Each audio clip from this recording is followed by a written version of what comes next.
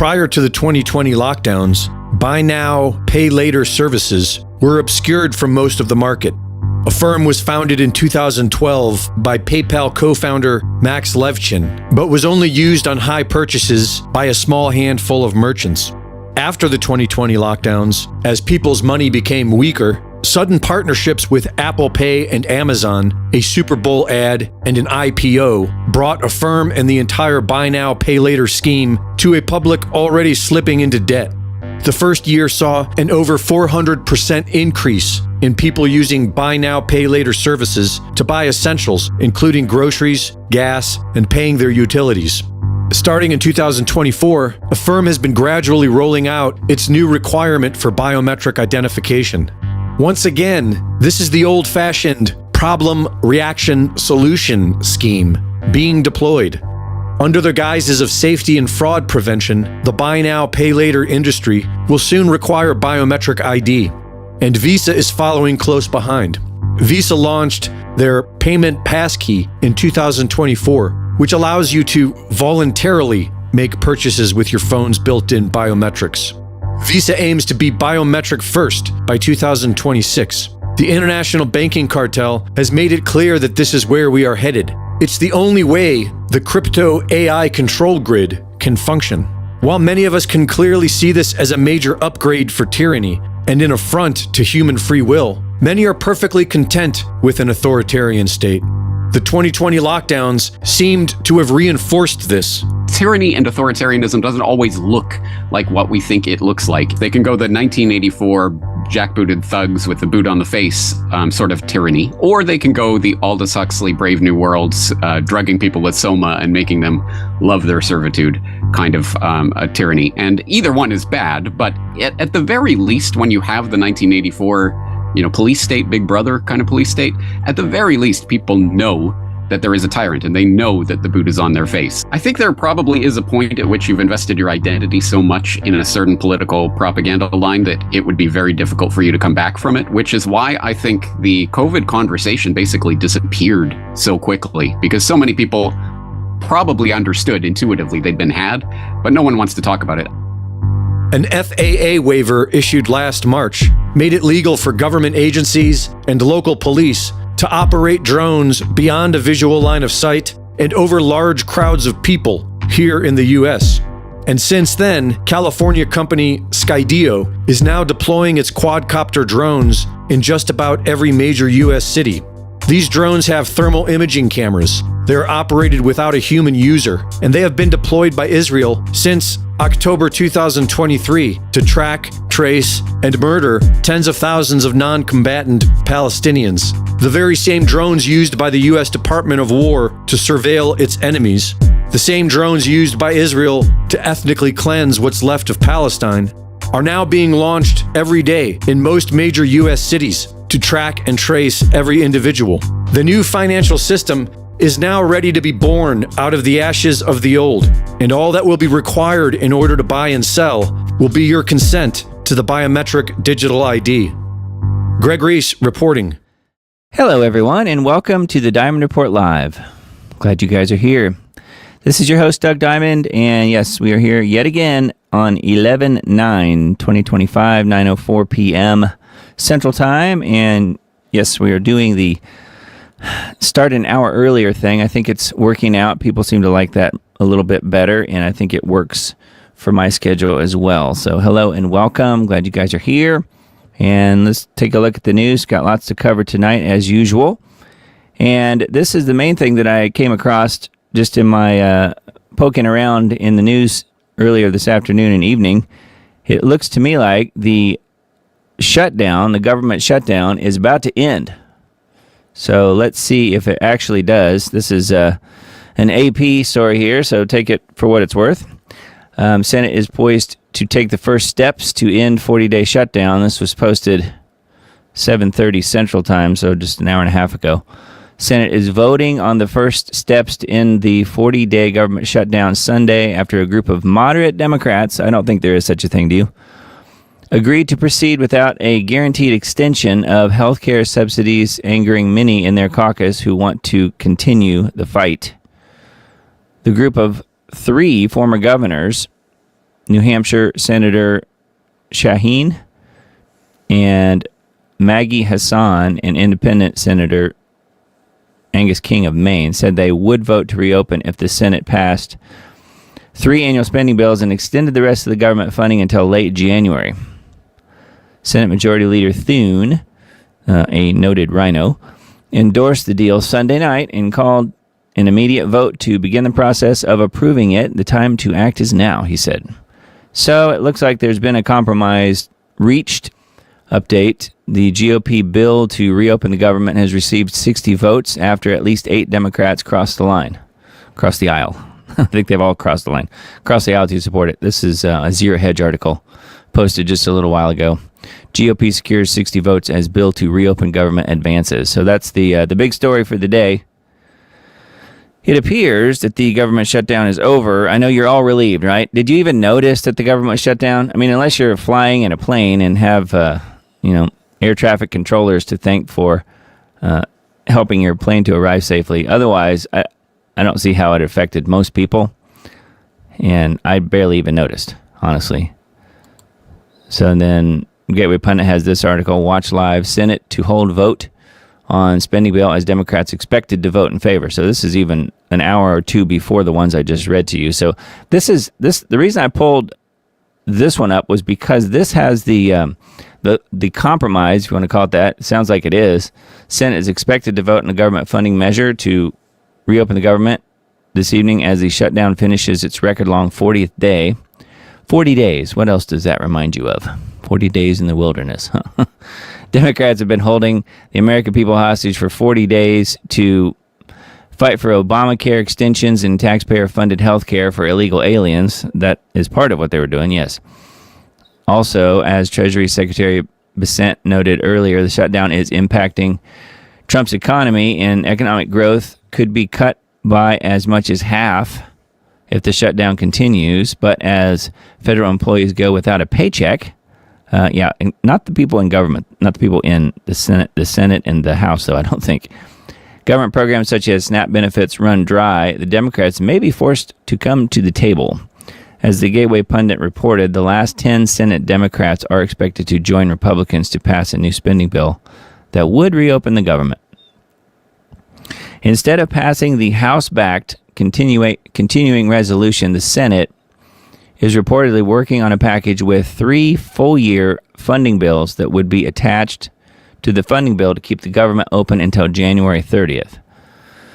The bill may include other concessions, including undoing federal layoffs and extending Affordable Care Act tax credits because Republicans were too weak to go along with Trump's demands that they terminate the filibuster and reopen the government with 51 votes instead of the 60 required now. So yes, they left the filibuster alone, apparently. Doing so would also empower the GOP to pass additional measures for the president's agenda, including election integrity, banning men from women's sports, ending taxpayer-funded benefits for illegal aliens, and more. So we'll see. Whether we make a deal or not, the Republicans must blow up the filibuster and approve hundreds of long-sought but never-gotten policy wins. As just a small example, voter ID, identification. Only a loser would not agree to doing this, Trump declared in a Truth Social post on Saturday. The vote requires 60 yeas to invoke cloture and move to a simple majority vote. According to Fox, the House may not return to session until midweek to vote on the new bill and officially reopen the government. The Senate is currently debating after Democrats held a conference meeting at 5 p.m. It says Vermont Senator Bernie Sanders told reporters on his way into the caucus meeting it would be a horrific mistake to cave into Trump right now, further describing it as a tragedy for this country. It's a tragedy that that man is in office. Anyway, it goes on here. There's more information, but yeah, it looks like they've come to an agreement. Not that surprising, but we'll see exactly what happens. Just thought you guys would like to know about all that craziness in the District of Criminals, as we like to call it. And then a couple stories here from Hal's website, HalTurnerRadioShow.com.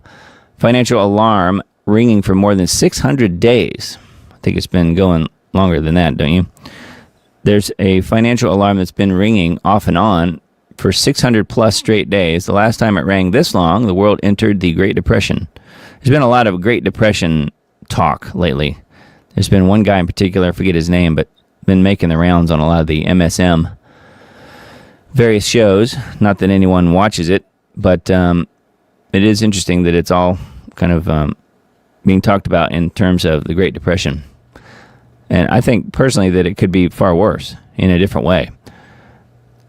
Anyway, it says at the time after that, 2008, banks collapsed, millions lost everything. And right now, as you're reading this, that same alarm has been screaming off and on this year, louder than ever before. But here's the crazy part. Nobody is listening. Well, we are in the end times, aren't we, Hal?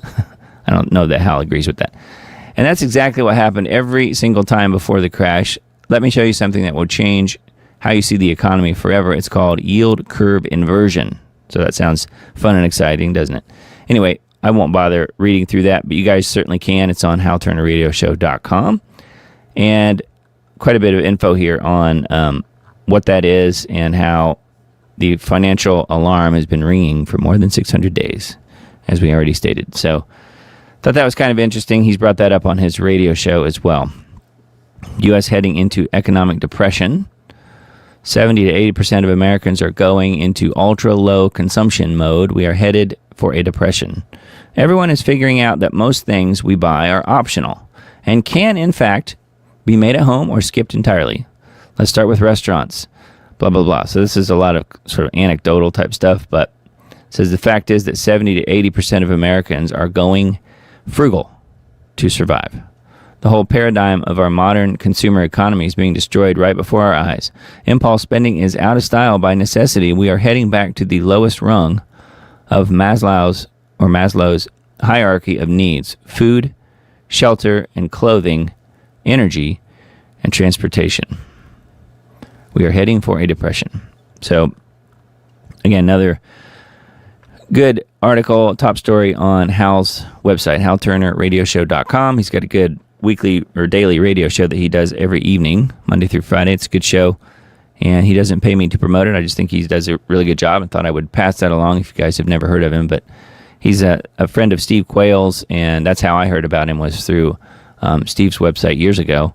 And I've been listening to Hal for a long time. I think he's very accurate and does some really good work out there. So, yeah, definitely check that out. And then we've got a few articles from G. Edward Griffin's site that we usually look at as well, needtoknow.news. This has been the big story of probably the last, I'd say, 24, 48 hours. The Blaze names Capitol police officer and CIA agent, she is now a CIA agent, as a 94% match for the January 6th pipe bomber. You guys have all seen the grainy footage we've all been subjected to. Well, the people have put in the research here, and it did not come through official sources. Once again, just like the whole Charlie Kirk thing is not going to either. It will have to be people investigating it on their own, and that's what happened here as well.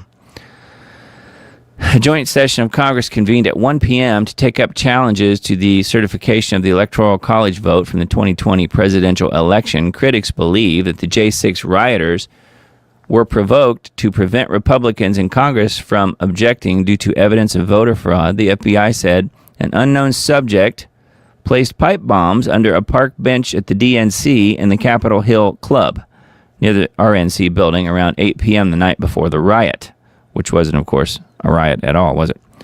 The Blaze and former FBI investigator Kyle Seraphin allege that evidence in the pipe bomb case points to Shawnee Ray Kirchhoff, 31, who was a Capitol police officer for 4.5 years and left the department in mid-2021 for a security detail at the CIA. The pipe bombs were planted the night before the riot. The day of the riot at the Capitol, the Blaze reported that surveillance video shows Kirchhoff and other Capitol police officers repeatedly using lethal force on the January 6th crowd, using less lethal weapons. At least 16 members of the early crowd on the Capitol's West Plaza were shot above the waistline with kinetic impact projectiles fired from above fired from above on the Lower West Terrace. At the same time, the FBI under former director Chris Wray was not solving the pipe bomb mystery. It was carrying out the largest investigation in its history to hunt down the thousands of Americans who went to the Capitol after Trump's January 6th speech at the Ellipse. Kash Patel said that there were 274 FBI agents at the J6 riot for crowd control mission, quote unquote.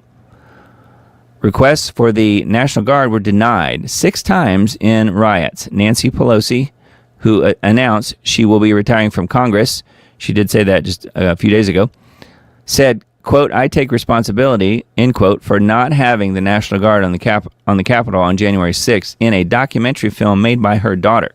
Yeah, I don't think that was supposed to be known about. I don't think anyone was supposed to be talking about that. But she did take full responsibility, believe it or not. Maybe she was having one of her drinking episodes. I don't know. Anyway, this is talking about how that all plays into the whole pipe bomb scenario and Kamala Harris and all of that. So anyway, the woman's identity has been released. 94% match according to what's being written here, at least in this article. 94% gait match. So how she walks, I guess, to Shawnee Kirchhoff. Looks far more damning when you realize the FBI traced the pipe bomber to the house right next door to hers within days of January 6th. So the real story here is not that it was her really even, or not that she even worked for the Capitol Police, now the CIA. The real story is they knew and they sat on it and they let it fester. So we'll see where it goes. I think this is a pretty big deal. And like so many things, will probably just get buried.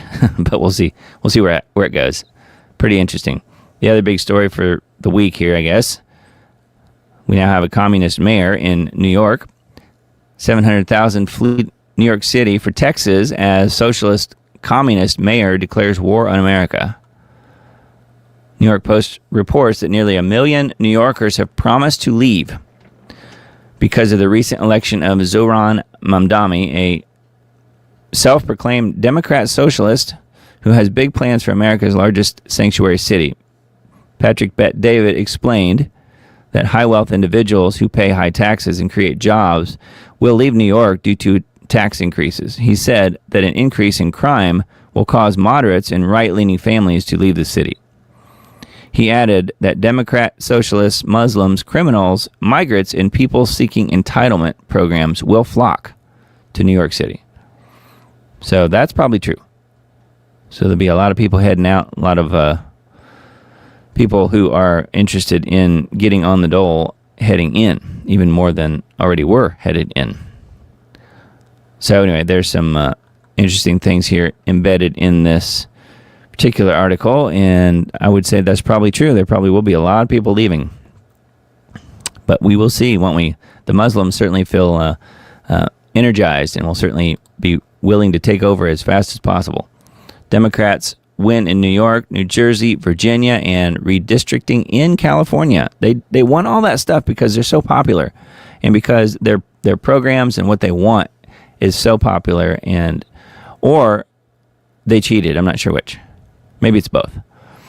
Democrat Abigail Spanberger won Virginia's gubernatorial race. Democrat Mike Sherrill won New Jersey's gubernatorial election. And Zohran Mamdani, Democrat Socialist Communist candidate, won the mayoral race in New York City. California voters approved Prop 50, which could help the Democrats flip 5 congressional seats in 2026. I don't think that was what Trump intended. Do you? Chris Cuomo explains why he believes 34-year-old Democrat socialist Mamdani is projected to win the New York City mayoral election, defeating his brother, former New York Governor Andrew Cuomo. Blah, blah, blah, which, of course, that is what happened. So some further information on this article as well. Yeah. And then, let's see here. I thought this one was pretty interesting, and heard Mr. Dane mention this earlier in the week as well. Musk, AI satellites would, quote, adjust sunlight to prevent global warming. Isn't that lovely? As Bill Gates has taken a step back on the global warming lie, Musk is offering his own destructive solution to this phony problem. And I think you guys know how I feel about it. I tend to think that what Mr. Dane says is exactly right. I think we're beyond global warming at this point. So anyway, this article is calling it a phony problem, but I will continue. The program would essentially replace chemicals with orbital mechanics. His proposal involves two vast engineering ambitions, one focused on solar power, the other on climate control. Do you want Musk in control of those things? I don't either. The first part of Musk's plan involves tens of thousands of satellites that would collect solar energy directly in space and harness 100 gigawatts per year. The second part of Musk's vision goes further. Instead of just harvesting sunlight, these satellites could also control how much sunlight reaches Earth. The satellites would act as planetary thermostats. Many people have tired of doomsday narratives, chemtrails blocking the sun, and billionaires playing God. A critic noted that this proposal is solving an imaginary problem with a non-imaginary destabilization. What could possibly go wrong? Yeah, it's like putting all the thousands and thousands of mirrors up in space to reflect the sun. It's just total insanity and will never happen. However, you can see why somebody would want to be in control of all that, whether that's Musk or somebody else. You can see why that would not be a good thing, and giving that much control to one corporation or one group of people is certainly not a good plan, but they're going to take it anyway, aren't they? In fact, they're already doing that by the geoengineering programs that are happening across the world. Thought this one was worth mentioning too. Interview with Erica Kirk about her life following the public assassination of Charlie. So this is dated a few days ago now, but Erica's first interview since Charlie's assassination focused on her grief, the moments following his death, and her determination to continue his legacy. She shared her emotional experience of learning about his death, her refusal to watch the assassination video, and her ongoing fight for justice in the trial of his accused killer. She also addressed the Jimmy Kimmel controversy, the defense's request to keep cameras out of the courtroom, and her daughter's questions about Charlie. So yes, like all of her interviews, at least the things that she's been involved with lately, I think you could say it's a little odd at times, but certainly worth checking out if you guys are interested, so inclined. That's on needtoknow.news, and then embedded videos on the same page. I thought this one was wild. Another further proof here that we are indeed in the end times, I think. Bangor, Maine, progressives elect woman to city council who was convicted in a brutal killing of a man. So that's exactly who you'd want in the city council, isn't it? Democrat Angela Walker was elected to serve on Bangor's city council despite the fact that she'd served 10 years in prison after being convicted of brutally killing a Canadian man. Maybe it didn't count because he was Canadian. I don't know. Conflict arose after Rogers allegedly called Walker a slur for a Native American woman.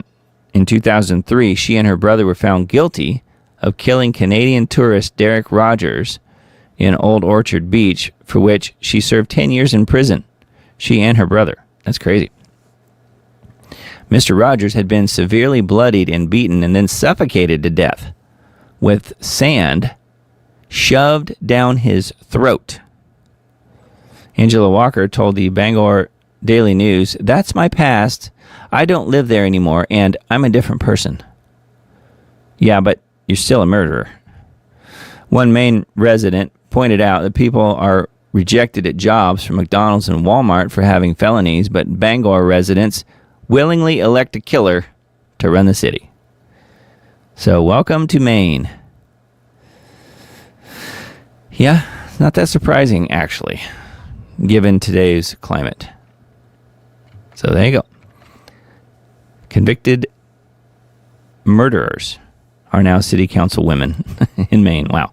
Does Newsom plan to illegally redirect leftover Prop 50 funds to his presidential campaign? So Gavin Newsom. California recently passed Proposition 50 that allows redrawing of district lines that will likely break up conservative areas even further, and merge them into larger Democrat-leaning districts, and is expected to flip 5 seats blue in Congress. Like they had already been doing that before. They're just going to do more of it. Pike said that the Democrats were intentionally gerrymandering with Prop 50. He agreed that the purpose was to prevent Republicans from ever holding office again. That's exactly right. Ross Pike, the regional California Democrat Party official, was captured on undercover video discussing possible plans to redirect Prop 50 campaign funds toward a potential presidential run by Gavin Newsom in 2028. Pike said that even though Newsom has no open federal campaign committee at the moment, quote, that doesn't mean he can't open a committee later and transfer the money, end quote. So there you go. James O'Keefe said that funneling leftover money from Prop 50 into a Newsom presidential campaign violates California Law 89519 that says surplus campaign funds can only be used for very limited purposes. Yes, but it's Democrats we're talking about, isn't it? Things like donating to charity, returning the money to the donors. Oh, that's a good one. It's a good laugh for you. Or transferring funds to a similar committee. Undercover video sparks controversy as California Democrats face allegations of gerrymandering and fundraising maneuvering tied to Prop 50. So they're going to steal the money that's left over and give it to Newsom for his presidential run in 2028. Not so sure that we make it to 2028 in a presidential election. Are you folks? I'm not convinced. Anyway, you can see that's where they're headed with it, though. Okay, a couple of technocracy.news articles that I pulled up. Alex Karp, portrait of a technocrat and Palantir CEO, the guy with the wild Kramer from Seinfeld hair. Karp is a bit complex, to say the least. He earned a PhD in philosophy from Goethe University, Frankfurt in Germany. He is biracial, severely dyslexic, and never learned to drive. He was a Democrat for most of his life, that makes sense, but has since swung to the right. Notably, he does not embrace Curtis Yarvin's dark Enlightenment philosophy. Now, Karp is the CEO of the top surveillance company that has completely dominated the industry. That is a little side note here from Patrick Wood, the editor on this website, technocracy.news. So that is the main article here, and pretty good, lengthy article. I'm not real sure how long this story will be available, so if you're interested in this particular thing, you might want to check it out pretty soon, because they do put these behind a paywall pretty soon. It is a full article at the moment, though, and they do have it available here to listen to it if you'd rather do that. But pretty wild, and yes, Alex Karp is definitely someone to keep a sharp eye on. Proof that AI is destroying jobs in one chart. The author is an optimist. I'm not. This is, again, from Patrick Wood, the editor here. Eventually, the S&P will cease its ascent, but job openings will continue to decline. AI is not like tractors that replaced farmers. An irrelevant analogy, tractors were not anti-human, and their manufacturers weren't lunatic disruptors trying to destroy the world. Arch technocrat Mark Andreessen last February predicted that, quote, AI will crash wages, end quote, and hence cash prices of all goods and services, bringing about utopia. Really? Question mark. A massively deflationary economic depression is utopia? Yet, these are the idiots leading the charge to destroy humanity. This disturbing chart is making waves in the financial world. It's a long-term view of job openings in blue here versus the S&P 500 in black. The dotted line shows when ChatGPT launched in November of 2022. So here's the launch here. You can see the S&P 500 in black. Little dip there, and then right back up. And the blue line is showing long-term view of job openings. Digesting this chart gives me heartburn, they say here. As you can see, historically, job openings and the stock market have moved in parallel. When the economy was good, both metrics moved up. when it was bad, they fell. But in November 2022, the relationship snapped like a twig. That's when OpenAI released its groundbreaking ChatGPT app. Ever since, job openings have plummeted, while the S&P 500 soars to new heights. See how it's going the opposite way now? The blue is just dropping. And yet the S&P 500 continues to go up. AI has simultaneously caused a stock bubble and cratered job openings. AI stocks have levitated the market with their gains, while the same technology is ripping apart the job market. Entry-level positions are especially vulnerable to AI, but it's disrupting the entire white-collar job market. This is our new K-shaped economy. There it goes. So you can see the S&P going up and jobs down. Anyway, there's further information here and quite a bit more data. So have a look at that if you guys want. Technocracy.news. Okay, a couple of Revolver.news articles for tonight. Even the prosecutors opposed the gag order in the Charlie Kirk case. I thought that was pretty interesting and something I wasn't necessarily expecting. Prosecutors don't want to be the keepers of the witnesses. In a new motion filed Wednesday, the state is asking the court to revisit the gag order and points out that it's probably unconstitutional. The state of Utah is pointing out correctly that there are serious constitutional deficiencies with the gag order in Tyler Robinson's case. In this piece, I talk about, this is the person who posted this, I guess, Andrea Burkhart. I talk about the state's new motion to clarify the gag order and why this is such an important debate to have. Erica Kirk recently sat down for an interview with Fox News. The interview aired on Wednesday, and I have to wonder if the timing of the state's motion to clarify or modify the gag order issued in this case is a coincidence or not. In my earlier review of the gag order, we talked about some of the legal problems with it, particularly the ambiguity about who exactly it applies to. While seemingly directed at the lawyers and couched in the language of the ethical rules that apply to lawyers, it nevertheless seems to impose some kind of responsibility on the lawyers to control the speech of the witnesses. Because gag orders are limitations on a person's right to free speech protected by the First Amendment, they are generally invalid if they are unclear, overboard, overbroad, or not necessary. This is because unclear restrictions are likely to chill constitutionally protected speech that is allowed, as the risk of erring on the wrong side of caution incentivizes speakers to self-censor. Overbroad restrictions chill constitutionally protected speech by silencing more people than the circumstances that necessitate the gag require. And because gag orders are highly disfavored in the law, there has to be an extremely good reason to impose one. And the order itself must be narrowly tailored to mitigate the harm while permitting all other speech to continue. So that's basically all here on this article, but it is interesting that they seem to be trying to revisit that. I think that's a good plan. And I know Erica mentioned in the interview that she felt like cameras should be allowed in there as well. So that's a different issue, I know, but I think she wants this information to come out. So we'll see. Is something off with Pam Blondie? That is a rhetorical question, isn't it? Many believe something about Pam just isn't adding up. She was once a rising star in conservative circles, but is now seen by many inside MAGA as a politician in way over her head. So here's her desk. She has the hand sanitizer or whatever right here, though. That's ready to go. Wow. And her latest misstep feels a bit too familiar. Another supposed bombshell that fizzled the moment it hit the internet.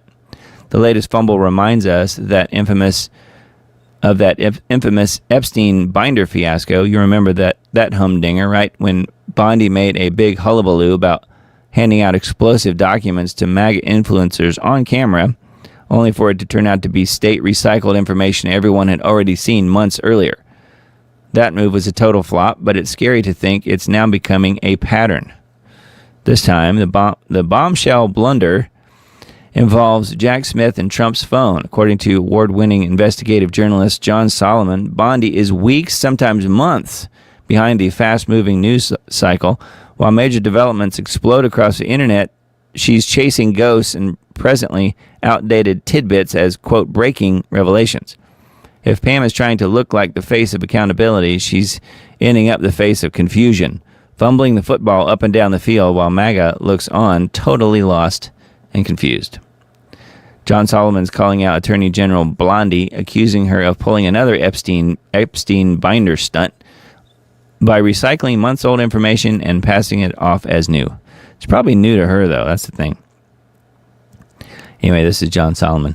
So, yeah, that's very interesting, and I don't really know of anybody who has their trust in Pam Blondie. I know I certainly don't. Trump needs to fire her. Needs to fire Kash Patel, needs to fire her, and start over with at least the two of them.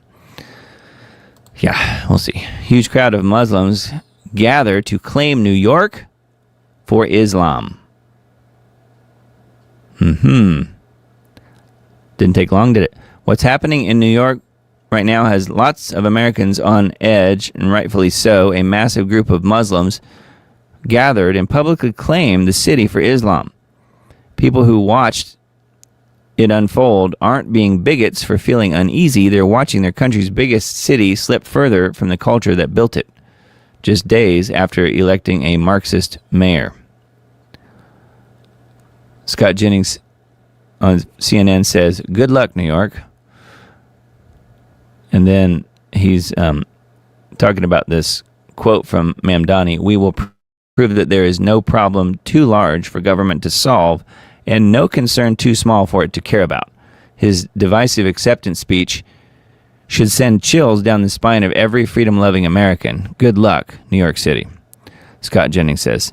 And Scott knows what he's talking about, I think.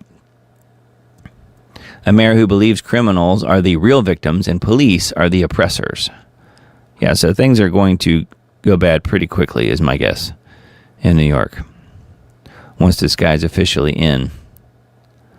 Muslims claim New York for Islam. We're done hiding. We're done. This is the correct religion. This is the religion that all of humanity needs to be a part of, Islam. And we will not stop until it enters every home. Every home. And they do mean every home. Yes, as they most famously say, there are two kinds of countries. There are Islamic countries, right? And there are countries that are about to become Islamic. That's your two choices. Yeah. We all knew what would happen if this Marxist won. Charlie Kirk also knew and warned us about it before he was assassinated. Mamdani is a Muslim socialist. If he wins, you'll see what we've been warning about, quote unquote. That is a X post from Charlie Kirk.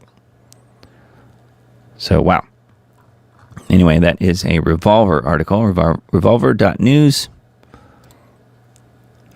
Mamdani slammed for jetting to luxury resort for Puerto Rico conference during the shutdown.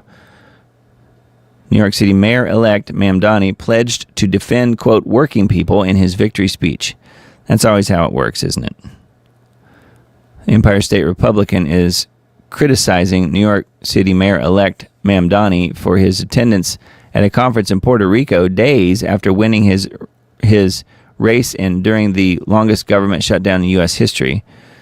If Mamdani is truly serious about helping working families, he wouldn't be jetting off to a luxury resort the moment he wins an election. Representative Mike Lawler, Republican from New York, first told Fox News. Fox News confirmed that Mamdani is expected to travel to the 2025 SOMOS, S-O-M-O-S, conference in Puerto Rico on Thursday. He's attending a cocktail reception on Thursday hosted by New York's Democrat Attorney General Letitia James, per a schedule of the visit obtained by Fox News. So, wow. Lawyer questioned whether Senate Majority Leader Chuckie Schumer and New York Governor Kathy Hochul were also attending. If so, why? Who's looking out for New Yorkers while they're on the beach? not like they would be even if they weren't on the beach. Anyway, not that surprising, and that's exactly what they do. Jet off to Puerto Rico to go to the conference. That makes sense. Watch. Democrat walks onto incoming traffic to avoid explaining the Mamdani endorsement. So yeah, I have this queued up here. I thought that was kind of interesting. It says this lady here is approaching the person with the camera, and you can see she's trying to avoid what's being talked about here, and says she's a Wisconsin Democrat candidate, Rebecca Cook. She walked into oncoming traffic rather than explain her endorsement of Mamdani. Communist Cook doesn't represent Wisconsin values, it says. So she just totally jaywalks, and I have the sound turned off, but the cars are honking at her and everything else. She's going across the crosswalk here with the red hand signal up. But it's okay when she does it. Democrat candidate in Wisconsin was caught jaywalking into oncoming traffic Friday in an apparent attempt to evade questions about her endorsement of Mamdani. In the video, Rebecca Cook turns her back on the man on the street interviewer who asks her if she plans to invite Mamdani, a radical Islamist and Ugandan native with limited leadership or job experience, to campaign with her. Cook then enters the crosswalk with a red no crossing sign as the vehicle races by and car horns are audible in the background. It is unclear from the video whether they are honking at her, which of course they are. She also refuses to respond to follow-up questions on whether she endorsed leadership of Hakeem Jeffries, the poor man's Barack Obama. Anyway, I thought that was kind of interesting. That's a Headline USA article. Yeah, and then the wonderful and benevolent COP30 has now started, I guess. Brazil welcomes world leaders to the Amazon. Wonder how many trees they had to cut down to allow the participants to show up. It says COP30 has kicked off in Belém, B-E-L-E-M, Brazil, drawing 50,000 participants to the gateway to the Amazon rainforest. 50,000 participants to go there and tell us how the whole rest of the world has to be concerned about what's happening with the climate when they're all flying private jets to get there. 50,000 participants. COP30 kicked off in Brazil, drawing 50,000 participants to the gateway to the Amazon rainforest. Summit focuses on climate adaptation and funding, with experts highlighting the economic benefits of investing in resilience. Yeah, I'm sure if you have the multi-millions that it would even take to be invited to one of these things. Despite the Paris Agreement's goals, global emissions remain high, and people are regularly killed in extreme weather events. Yes, it's called geoengineering. That's why. Brazil positions itself as a bridge builder, aiming to unite climate action and economic growth in the heart of the rainforest, which, by the way, they are cutting down as quick as possible. So I thought this was pretty wild. And just to give you an example, this DW.com website obviously thinks the COP30 in Brazil is highly important, because look at all of the articles it has. Now, there's 3 articles in the in each row, and there are multiple rows here. All of these articles that I pulled up, and I just stopped because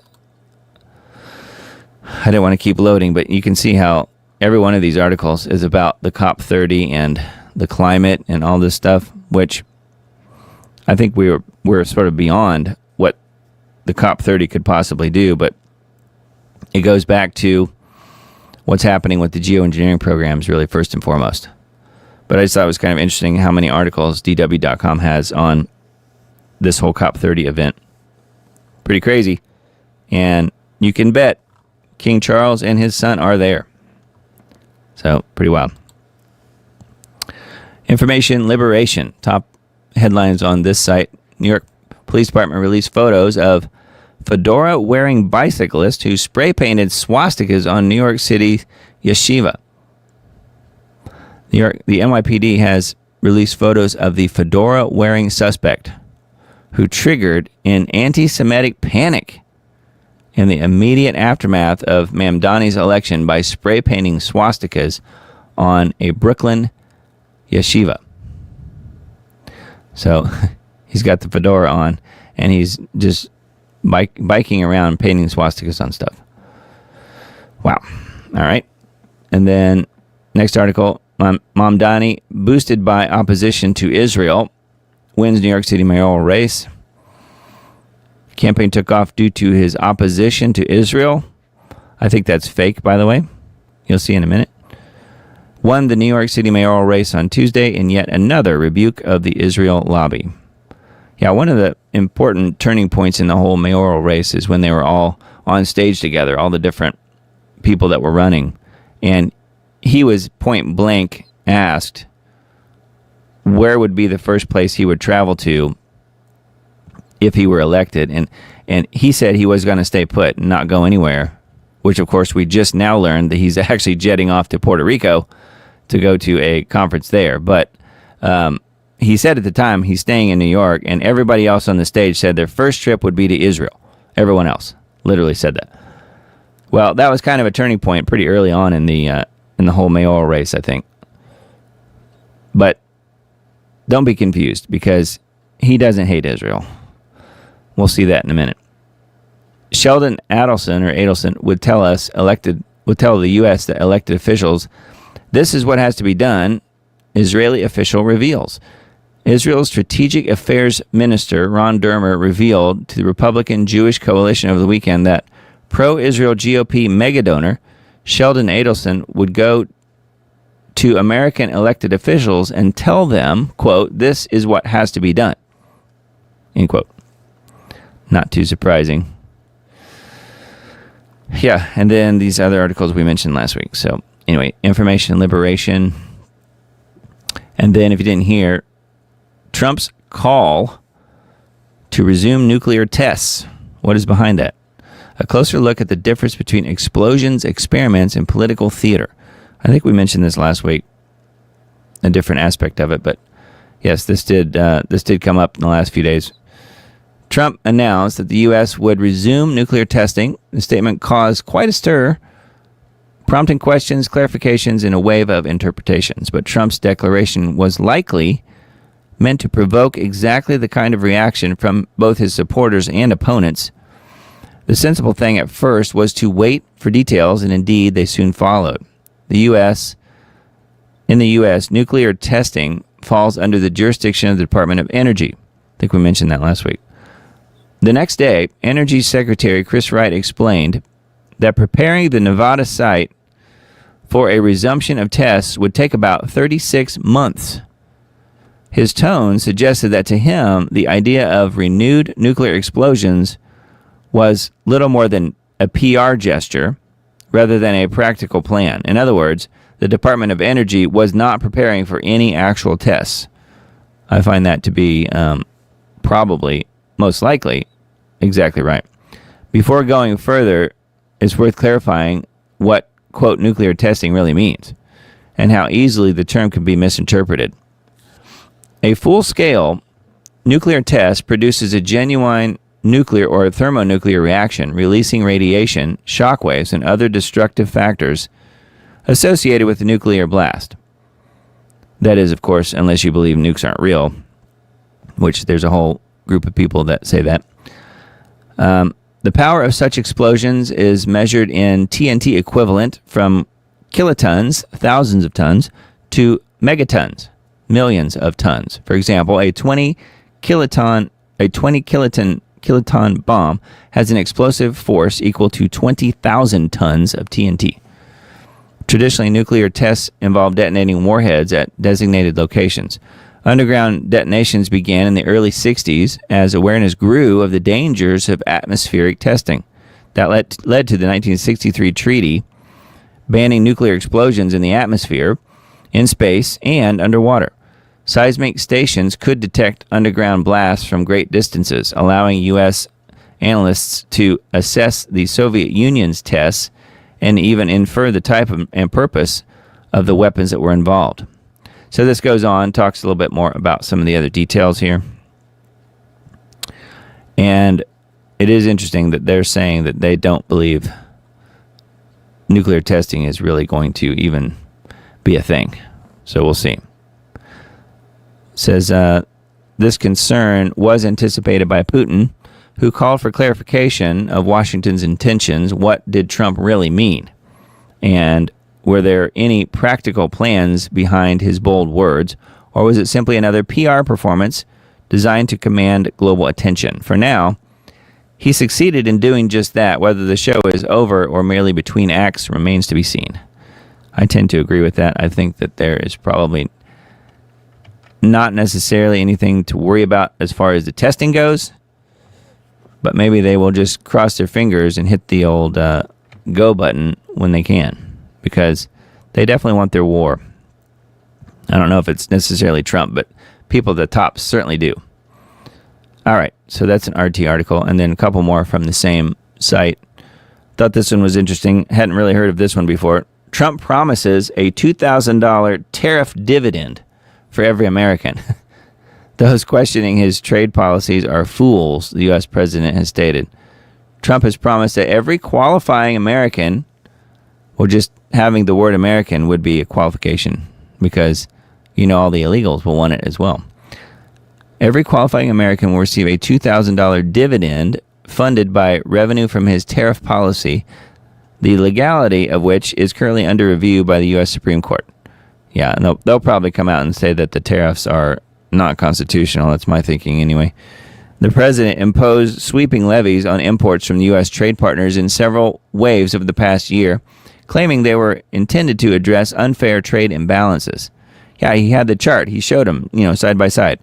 We're being charged this much, and we're going to charge that much, from country to country. It was very clear at the time.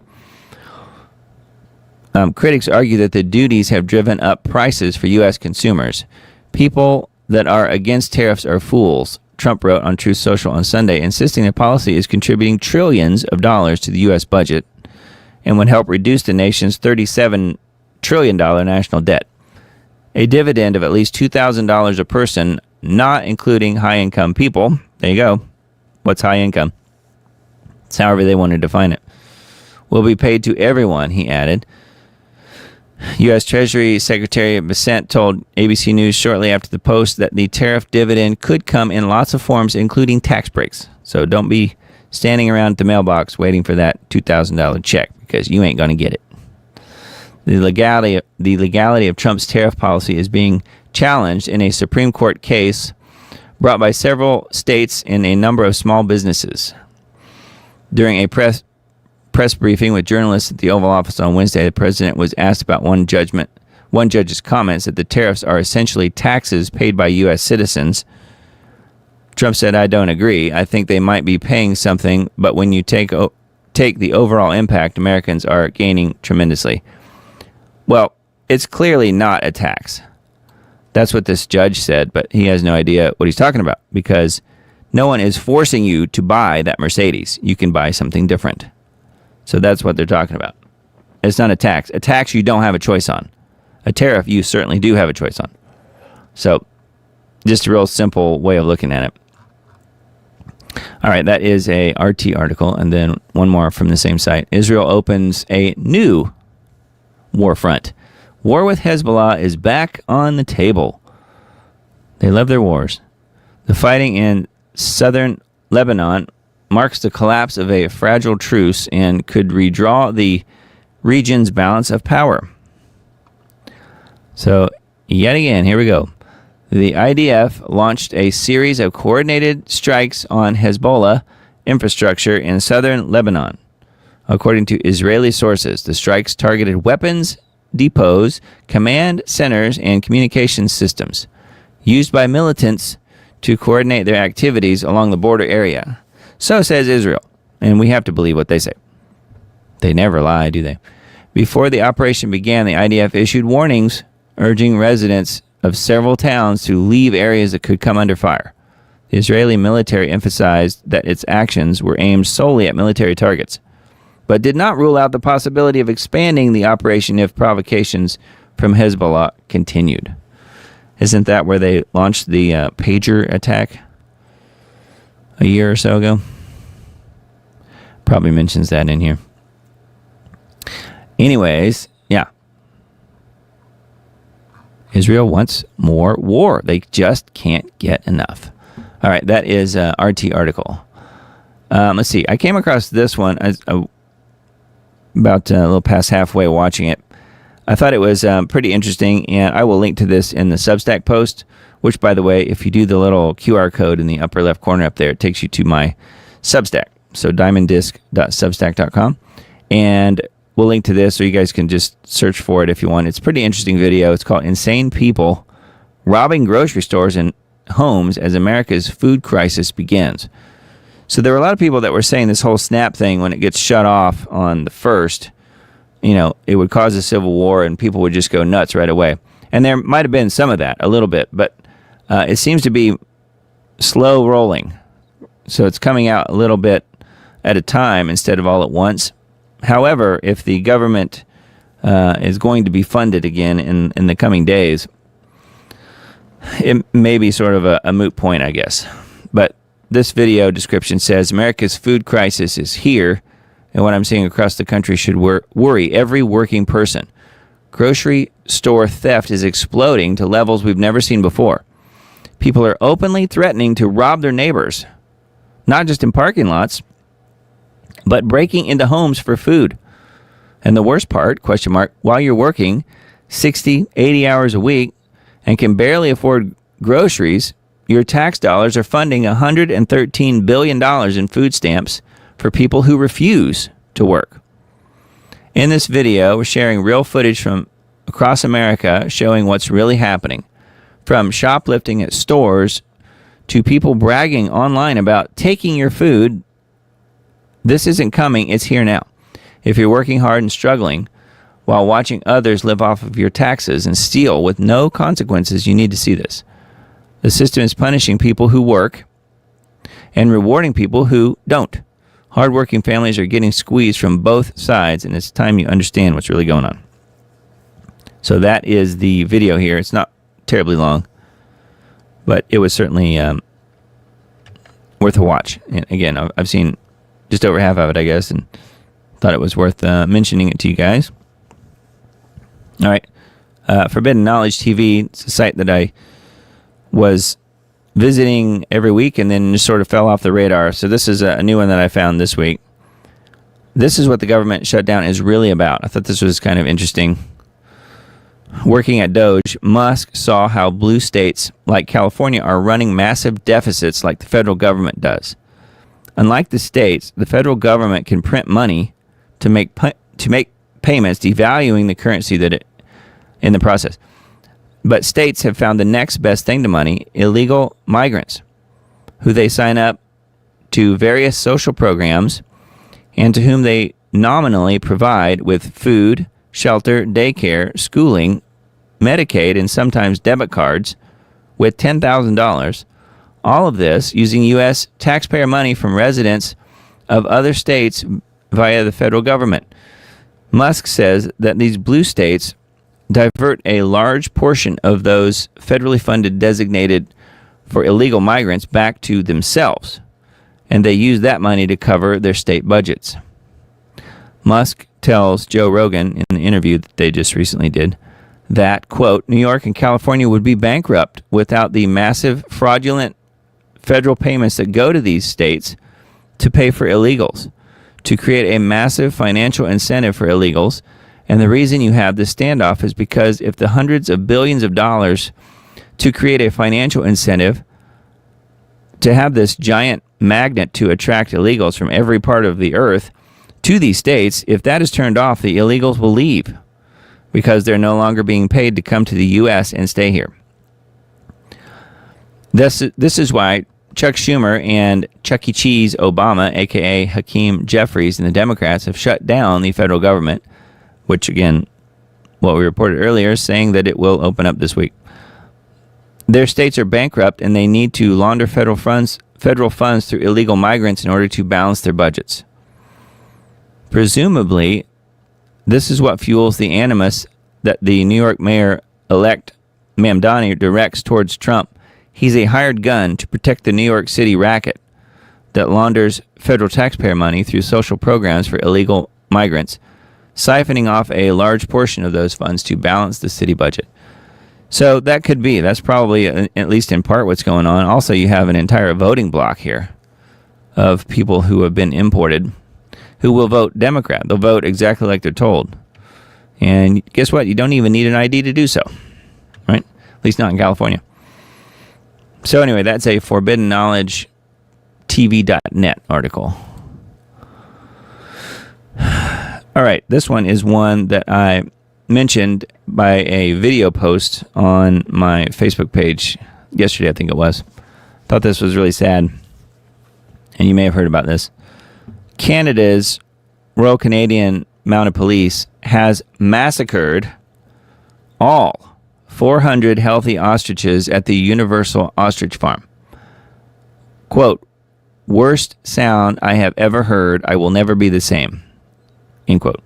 Owners called out their names and told them they loved them as they were shot in the dark of night. The CBC airs a comedy skit mocking the grieving owners. So you probably didn't know about that part of it, did you?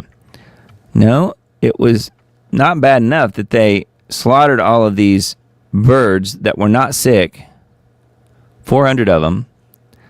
As if that wasn't bad enough, they actually were making fun of the grieving owners on top of it. Yeah. Truly evil. I'm very sorry to have to report this. If you are sensitive, you may not want to view all the material here. We all hoped, prayed, and for a brief time even believed that this would not come to pass. It's unimaginable what the owners of these birds have endured. The implications for Canada and the rest of the free world are grave. With virus scares, tyrants and fascists can and will take any measures to ostensibly protect, quote unquote, the public, especially from nothing, which seems to please them the most. So that line right there to me is something we all need to take heed of, because they will do the same thing to humans very soon. Mark my words. So this embedded tweet here, update, all ostriches were slaughtered last night under the cover of darkness by RCMP officers with rifles. How many shots did it take to kill each healthy ostrich? This was barbaric and inhumane. What happened here clearly demonstrates the level of tyrannical vindictiveness the liberal government are capable of. Karma is a bitch. And then he tagged several people like Mark Carney and so forth. So you can see the carnage left over here. The RCMP then terrorized a family during the slaughter. They hovered a drone over my stepdad and I with a high-powered spotlight in my parents' yard next to the ostriches, while the worst sound I have ever heard rang out all around me. Over 800 shots were fired. More as I type this, I will never be the same. Allison Turnbull is who tweeted that, or is who said that. And again, we have the links here. This is just an image, a still image, but the link is right below it, right here. On this one is on Chris Dacey on his Twitter account. The next one below is a Rebel News tweet, and it's linked here below the picture. Heartbreaking. Katie Pasitny calls out to her ostriches by name as the CFIA prepares to cull, I would say murder, her flock after the Supreme Court declined to hear the Universal Ostrich Farm's case. And then Universal Ostrich Farm co-owner Dave Belinsky reacts to seeing his ostriches following the slaughter. And then, and this is where it got even more insane, there's no doubt that our government already knew the fate of the ostriches a month ago and told CBC's 22 Minutes to put out a comedy sketch like this as to mock and make light of the dark moment in Canada. This primes the public to accept the decision. So that makes a lot of sense, doesn't it? So again, we have a embedded tweet, well, an image from a tweet, and then the clip is below it. So it's right here if you want to see the mocking. But I didn't queue any of these up. I figured if you guys are interested in that, you can certainly take a look. That is Celia Farber on Substack, The Truth Barrier. So I thought that was really sad, and I was afraid that that might very well be what happens with the ostriches, and it's something that I've been following off and on, I guess, for months. It's been going on for a long time. But yeah, they did decide to slaughter them all. So who's next? People? I don't know. We just don't know. All right, I thought this was interesting. We'll change direction here a little bit. As you guys know, Darth Cheney passed away this past week. Dick Cheney, one of the most powerful and polarizing vice presidents in U.S. history, dies at 84. So we're not celebrating here, but we are saying that, chances are pretty good that he is answering for some of his crimes, of which there's no question that there were a lot. He's probably answering for some of those right about now, right? But here's what I wanted to mention. I thought this was interesting because of the timing and the weird thing with the numbers, which I'm certainly positive you never heard of this before. So listen to this. Dick Cheney's death highlights GOP shifts under Trump. Dick Cheney lived 30,958 days. Okay? So somebody went through and figured out, based on his age, how many days he lived. 30,958, okay? Revelation 16:3 is the 30,958th verse. Okay? So we'll get to that. It's appropriate that this verse would correspond to his days of life as he was known as a merchant of death. So let's look at Revelation 16:3. Okay? And just to double check, I threw the numbers here into Google just to see if it was accurate in what's being said here. The first thing is, Dick Cheney was 84, right? We just said that right here. Dick Cheney dies at 84. This is dated November 4th, okay? So 30,958 days. That's what this says right here. 30,958 days. Now, Google says 30,958 days is approximately 84 years and 10 months. Okay? So, confirming that that is pretty much accurate, let's look at what Revelation 16:3 says. And again, why Revelation 16:3? Because that is the 30,958th verse of the Bible. Revelation 16:3 describes the second angel pouring out his bowl, which causes the sea to turn to blood like that of a dead man, killing all life within it. This is part of a series of 7 bowl judgments, which are described as the final and most severe of God's wrath upon the wicked. So 30,958 verses into the Bible, you will find what I just read. Revelation 16:3. And it's also the exact number of days that Dick Cheney lived. Isn't that weird? But it goes on, and there's even more. So Cheney dies. So keep following me along here. Cheney dies. Flight 2976 crashes after reaching 175 feet. Now, this is bringing up a whole other story. The UPS crash. The plane that crashed in Louisville, Kentucky, earlier in the week. It happened on the same day that Cheney died. Okay? So both happened on November 4th. Cheney dies. Flight 2976 crashes after reaching 175 feet. So the UPS plane gets up 175 feet in the air and crashes.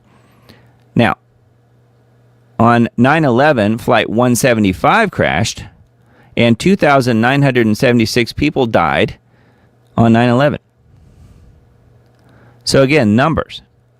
According to initial flight tracking data, the 3-engine aircraft reportedly reached a maximum altitude of 175 feet above ground level, highest recorded ground speed in the United Airlines Flight 175.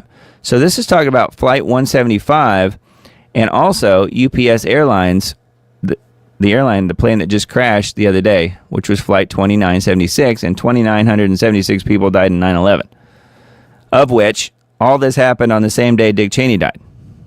That is just bizarre, I think. Pennsylvania. Attacks killed 2,976 people and injured thousands more. So it's just weird that all this stuff happened at the exact same moment, and you can point to all of these connections with the numbers. I just came across that and thought it was really pretty wild. But anyway, thanks to whoever figured that out. I guess it was probably Matt Peterson on this website. He's the guy that heads up dailycrow.com. It's a good site. But anyway, thought that would be kind of interesting to point out to you guys. Now, here is the horrifying UPS cargo plane crash caught on video. You can see it sort of skidding through this trailer lot right here with all of these semi-trailers and buildings nearby. Footage suggests the aircraft was on fire even before it left the ground. Dramatic video footage has emerged online showing the moment a UPS cargo jet crashed immediately after takeoff from Louisville's Muhammad Ali International Airport on Tuesday, killing at least 7 people. Well, I think it was quite a few more than that. I want to say maybe 12. One of the clips apparently filmed by airport employees appeared to show the McDonnell Douglas MD-11 already engulfed in flames as it rolled down the runway. Moments later, a massive fireball of thick black smoke erupted at the end of the runway, consistent with reports of an explosion near or shortly after liftoff. So you can see it skidding through here, caught on a dash cam from a semi, a guy that was just parked there, taking a break. And I'll play this and leave it muted. And you can see right here, before it even takes off, it's already in flames. The engine, that's the left port side, I guess, engine on the plane was already like white hot and on fire before it even made its way up into the air at all. Other footage filmed by bystanders reportedly captures the moment the jet tore through and obliterated several buildings near the airport. Again, this was Flight 2976, which was the same number of people who died in 9/11. And this happened on the same day that Dick Cheney, one of the instigators of 9/11, who was literally directing the flights and directing everything that was going on during 9/11. So strange. Federal Aviation Administration has confirmed UPS Flight 2976 crashed about 5:15 local time, shortly after departing from Louisville for Honolulu. So you know it was loaded with Jet A, right? So very, very strange. I've driven by this area. I know where this is in my driving north and south between here and where I used to have family up in Indiana. So I'm familiar with this area, and that's really sad and super crazy that this even happened. But yeah, there were several really good videos of people that had, close proximity to it. Either they were right there on the ground in the parking lot where it went through, basically, or just down the road a little ways, and they saw it come crashing in. There's been several really interesting and good videos that people have put out. Here's one right here. This was, let me mute this. This was another one where we see the fireball, see? Large explosions after UPS Flight 2976 crashes near Louisville International Airport. So these people were just driving down the road and saw it happen. So anyway, I just thought I would mention that, and the whole thing with the numbers and Dick Cheney and the connections there were really weird. But anyway, let's see. Let's look at Wise Wolf Media. This is something I usually mention every week pretty much these days because their Substack's really good. Silicon Valley is building the cybernetic whore of Babylon, and no one seems to care. What happens to regular people when billionaires build false gods? So here's a scene from Metropolis, 1927 silent film masterpiece. If you guys have never seen Metropolis, I think you could probably find it on YouTube. Go watch it. It is amazing, especially considering how accurate it is, even for today's technology. Fritz Lang's 1927 film Metropolis wasn't just predicting the future, but documenting a spiritual pattern. The workers march into machine halls where they're fed directly into Moloch's mouth. the ancient demon god of child sacrifice, burning alive to keep the industrial beast running.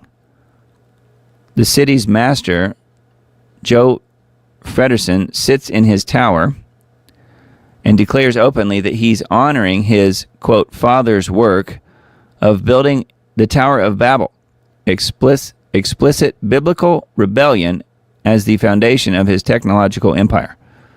There's no Rotwang, the inventor, performing occult rituals inside pentagrams to create the machine person, a robot that can perfectly mimic humans and becomes a false prophet leading masses to worship and destruction. You can see this few frames here from the film where it says Moloch right here. Again, 1927. That's crazy. So this is talking about that connection here to the rest of this article. Garden of Eden had better network security. And then server-based nuclear power Seoul prisons. So talking about the data centers and so forth. So I thought this was pretty wild and very interesting. Uploading yourself into the cloud won't make you immortal. Yeah. So we're talking about a lot of the stuff that we bring up on this program. But yeah, the demon's already in the summoning circle. So lots of interesting information here on Wise Wolf Media, at least on this particular post. So feel free to check that out, and we'll link to this in the Substack post that I send out on Tuesday. So, and this one came across the old, I guess it was Newswire a few days ago now, but I thought this was very interesting, and let's just say maybe some instant karma, perhaps. Man collapses during Oval Office event on drug prices. It happened right in front of President Trump. Yeah, here he is standing, looking at the poor guy. Man collapsed during an event where Trump announced a new initiative to offer subsidized prescriptions to weight loss drugs, which, of course, is really, really bad news. Ozempic in particular, but it is interesting that this guy, basically, he didn't pass out. I think he had a heart attack.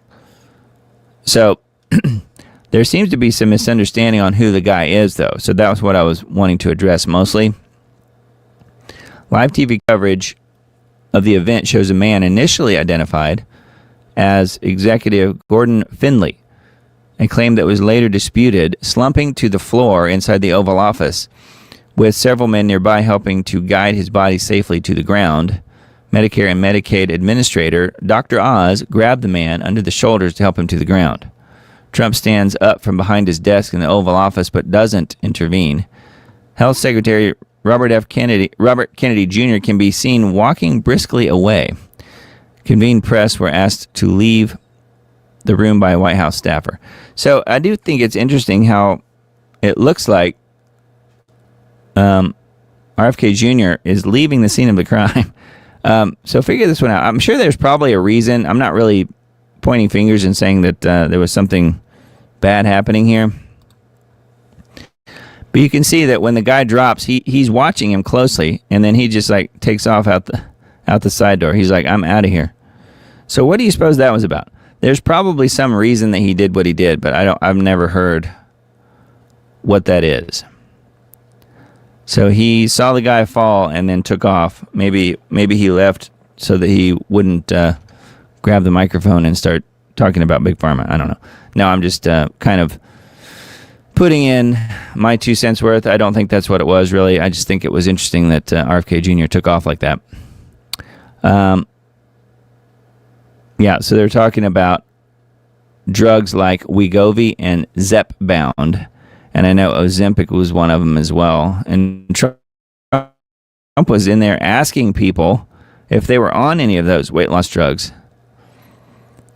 And I thought that was really interesting. Of course, Ozempic is the one that is derived from Gila monster venom. I kid you not. Yeah, Emily says maybe he ran out to get help. That could be. Yeah, so Ozempic, look it up if you want, was derived from Gila monster venom. Yeah.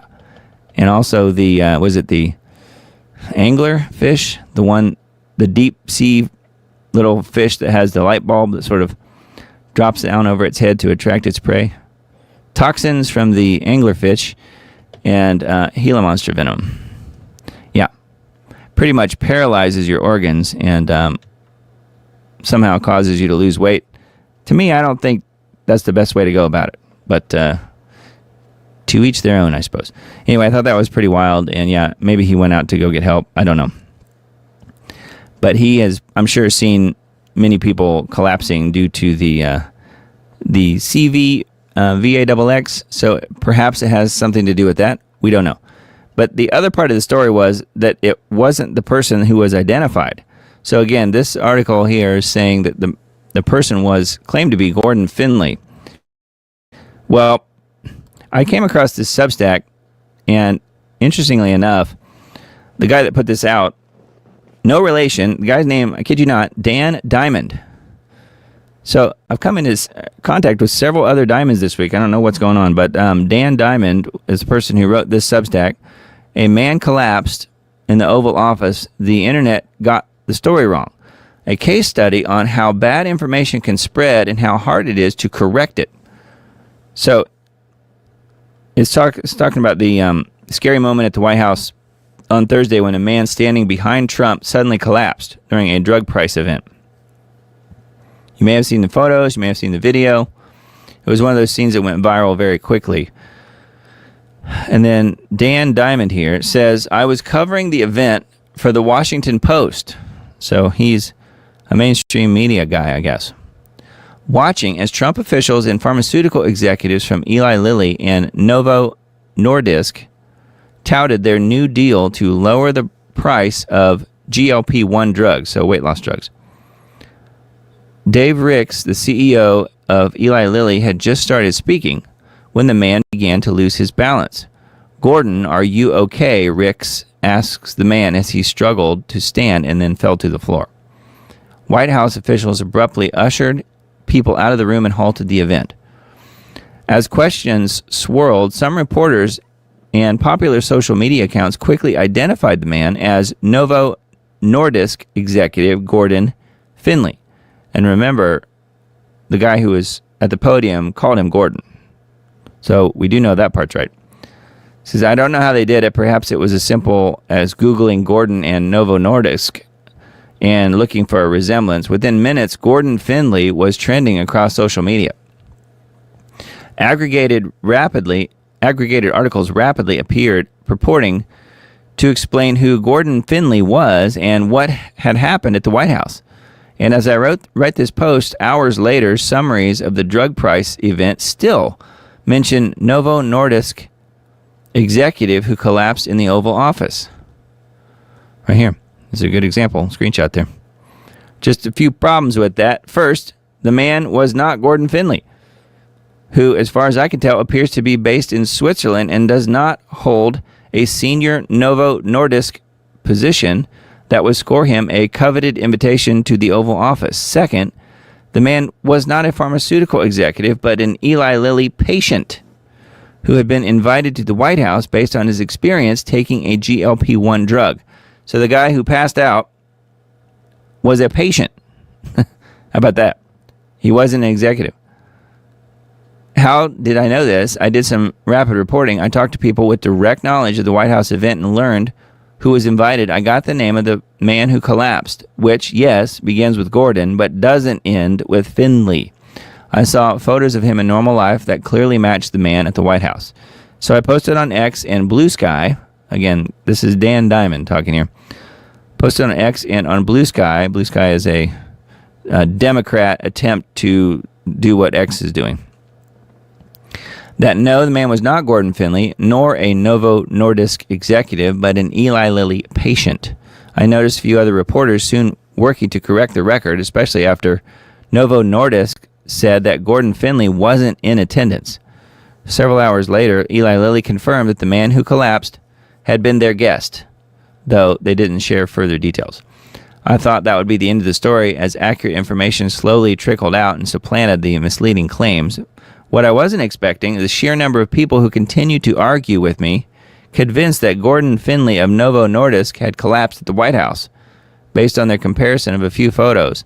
I didn't want to link to those arguments and amplify them, but if you go on to X and Blue Sky, you can easily find several of my responses. Even now, hours later, many prominent social media accounts boasting blue check marks on X and with hundreds of thousands of followers have yet to delete their posts that wrongly claim the man who collapsed was Gordon Findlay. Grok, Elon Musk's AI tool, continues to falsely identify the man who, when asked to explain who collapsed at the White House. So you can see here how it just continues. And I'm still hearing from social media users who assert confidently that Gordon Findlay fell to the floor of the Oval Office on Thursday. Ultimately, the damage from this misidentification may be small. I'm sure the real Gordon Findlay had a very strange day. Meanwhile, the Gordon who collapsed in the Oval Office swiftly recovered, officials said. So if you wondered. Then he says, Dan Diamond here says, but to me, it's a telling reminder of the perils as social media, AI, and aggregation increasingly drive our news consumption. It shows how internet users can quickly develop and then defend false beliefs, despite being offered better information. And the inability to correct something this small and specific doesn't bode well for the bigger news cycle missteps we will inevitably face. So I thought that was pretty good, and well done, Dan Diamond. And speaking of that name, very similar to my own, let me find it here.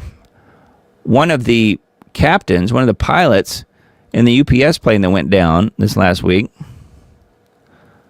was named Captain Dana Diamond.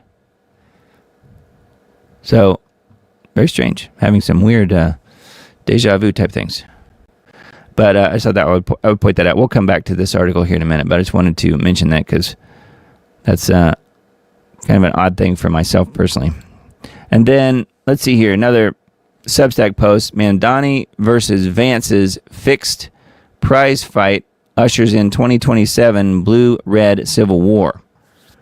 Imagine a fractured America in 2027 where the federal government squares off against defiant blue states in a prize fight that makes the infamous fixed fight between Raging Bull Jake LaMotta and Billy Fox look authentic. Just like in 1947, the mob wins when the odds are artificially stacked in its favor and every poor fool is naively betting on a fair fight until it's too late. This isn't just civil unrest, it's a federal state implosion banked on the simmering chaos in flood-ravaged or incinerated cities like Maui, Los Angeles, Asheville, New Orleans, and Kerrville.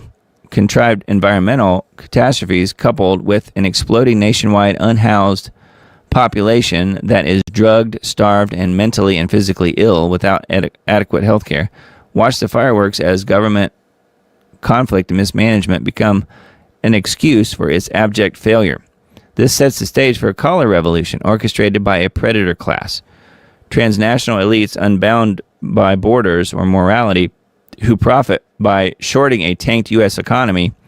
In one corner stands Zoran Mamdani, the so-called socialist firebrand, new mayor of New York City, backed by George Soros and Neville Roy Singham's millions. And the other is J.D. Vance, the Peter Thiel-groomed president who ascends after Trump's orchestrated health collapse. And of course, there's a picture of Peter Thiel.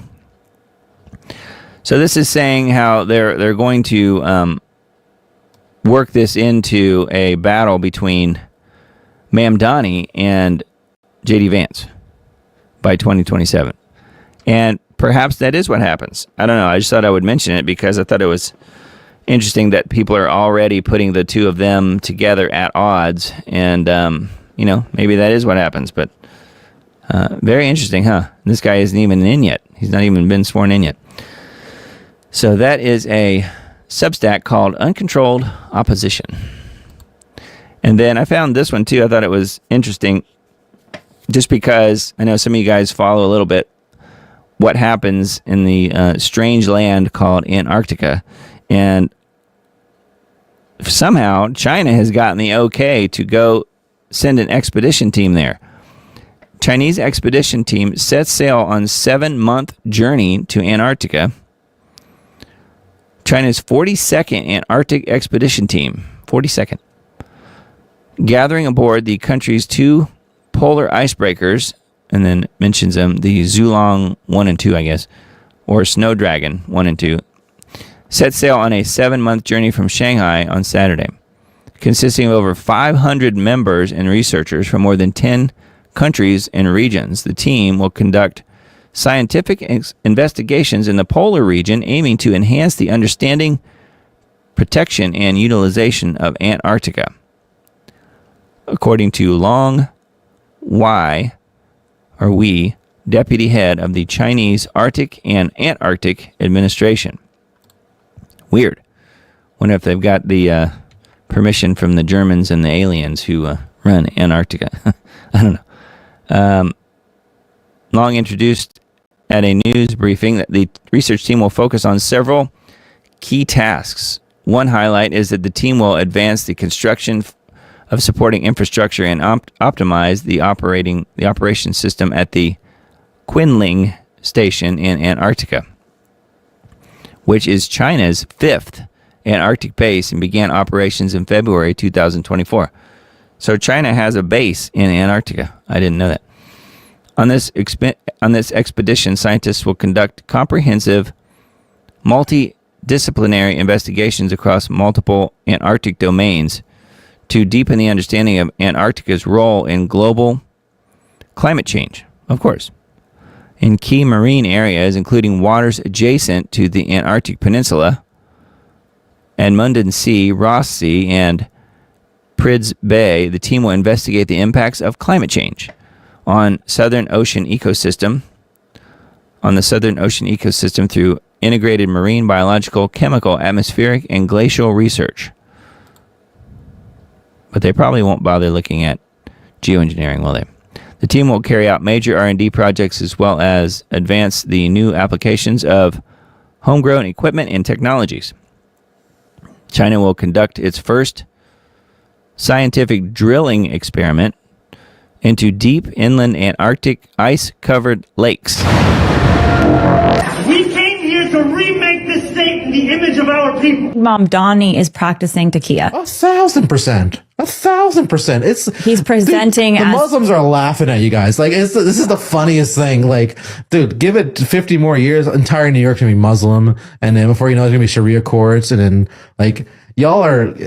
It's like shooting yourself in the foot. And I'll also say that it's Muslim money. The PACs that have supported Iran, or a particular PAC that has supported Iran, is probably over 80% of Muslim American donors in this country. 81%, so 81 of the mosques that he surveilled were in some way or other preaching jihadism and hatred of non-Muslims, and this is in the United States. The 2011 study, Sharia and Violence in American Mosques, published in the Middle East Quarterly, surveyed 100 U.S. mosques selected proportionally by state Muslim population between 2007 and 2010, and found that 81% contained texts advocating or justifying violence in the name of Sharia or jihad. 51% calling for overthrowing non-Islamic governments, with 84.5% of imams recommending these materials during services. Counter studies claim U.S. mosques largely deter extremism and reject violence, rendering the 81% figure a provocative but unreliable indicator of widespread jihadism.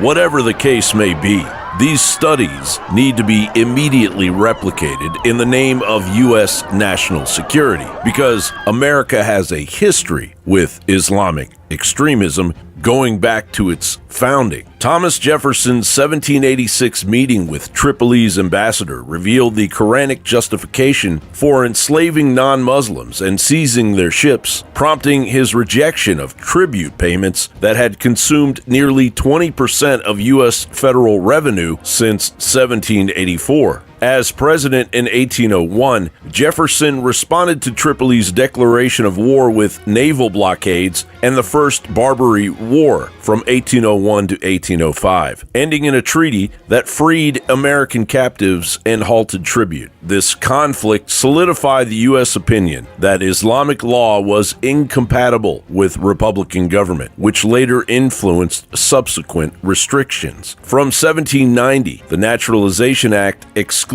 most Muslims, while late 19th century rulings like Ex parte Marias, 1894, denied naturalization on religious grounds. The McCarran-Walter Act of 1952 retained ideological bars against those advocating government overthrow or tied to totalitarian ideologies, effectively restricting certain Muslim activists. Enter the Legion of Treason. In 1990, Congress repealed Title II's ideological exclusions via Moynihan Amendment, passing the Senate and signed by President George H.W. Bush, easing short-term visa restrictions but maintaining permanent residency screening. Years later, during the Obama administration, America did a 180, authorizing engagement with non-violent Islamists like the Muslim Brotherhood. After the Arab Spring, the U.S. cut funding for Egypt's democracy programs, but kept giving $1.5 billion a year in military aid. When Morsi was removed in 2013, the U.S. briefly paused the aid, then started it all back up again.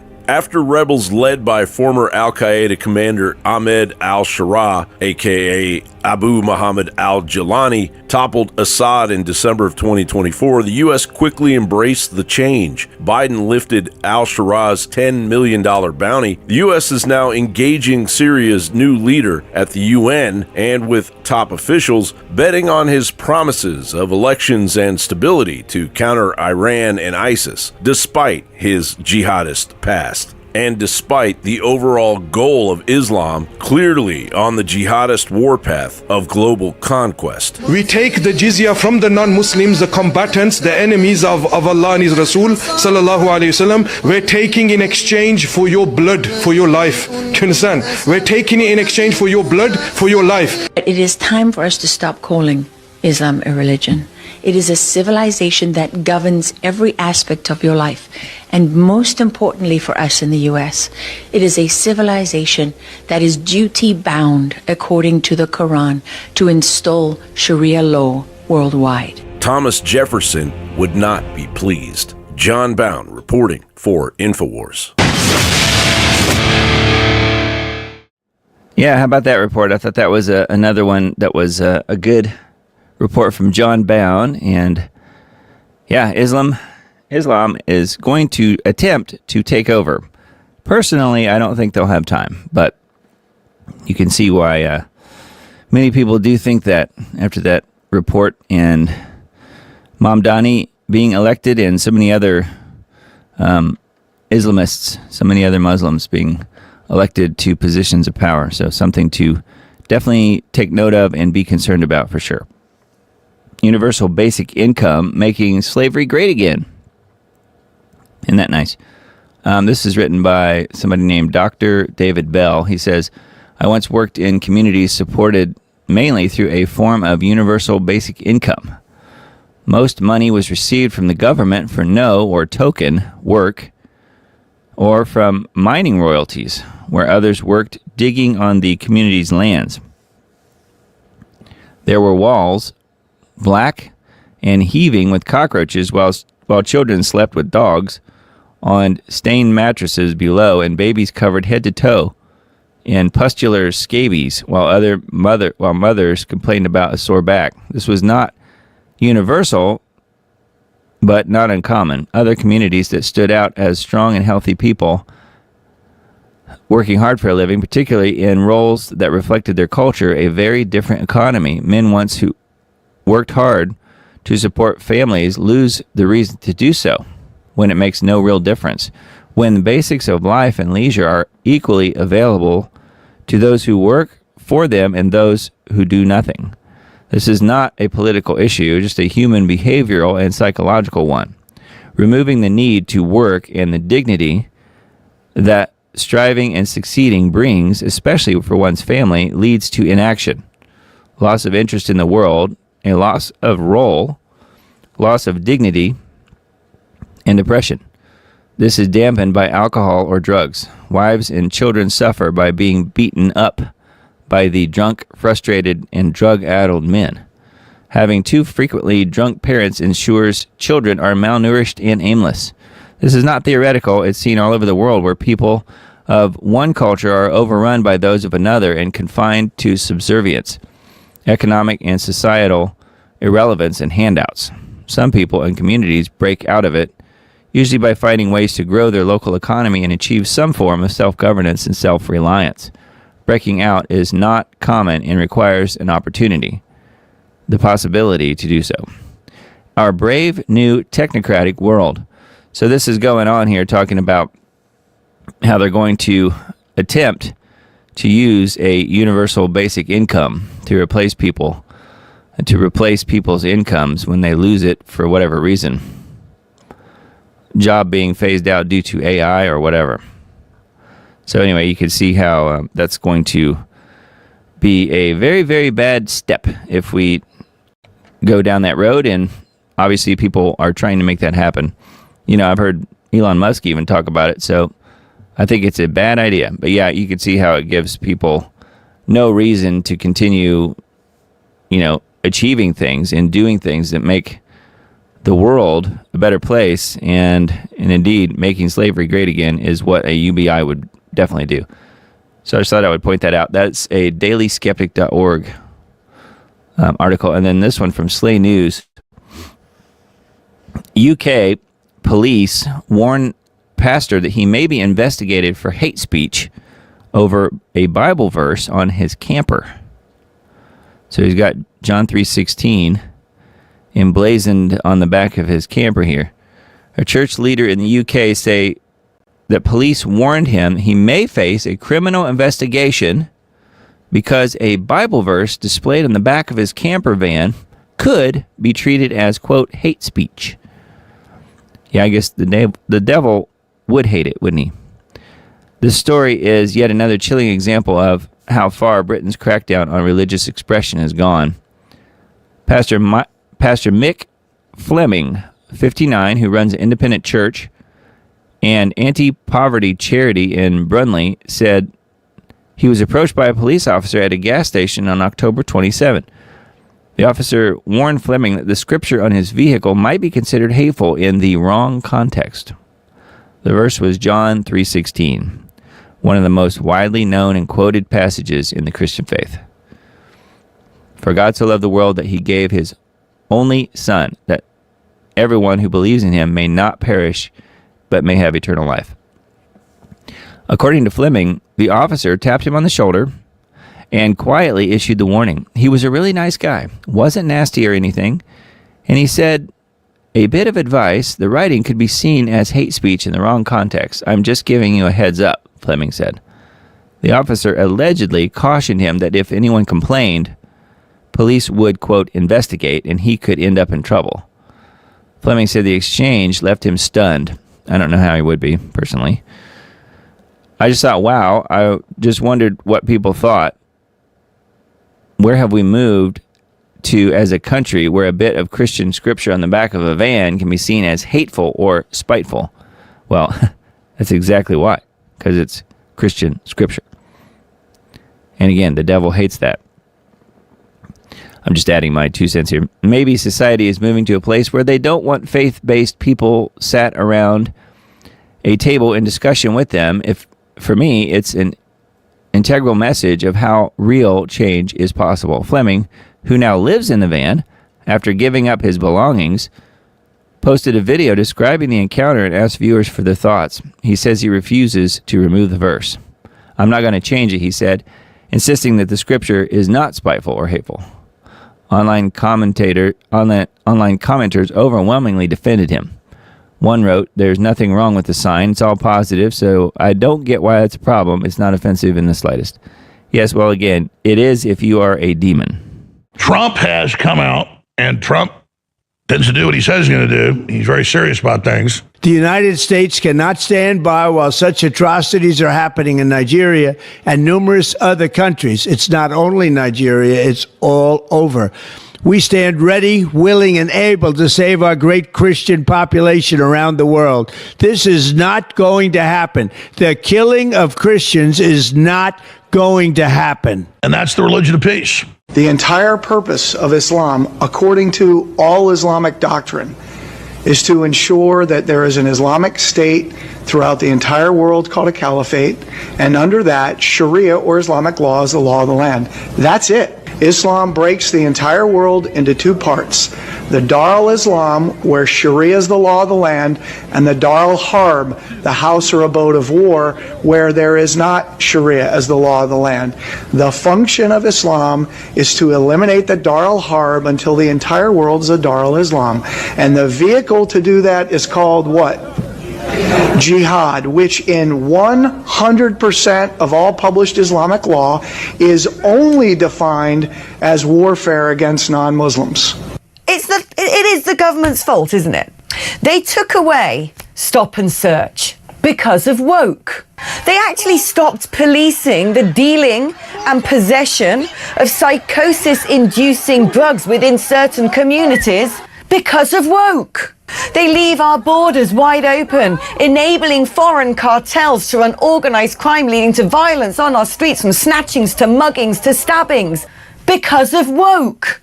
They've imported in tens of thousands of misogynistic men who want to assault, abuse, leer at, harass, even rape our women and girls, because of woke. The government says it's not terrorism, because Islamic terrorism does not exist, and you will be arrested if you say it.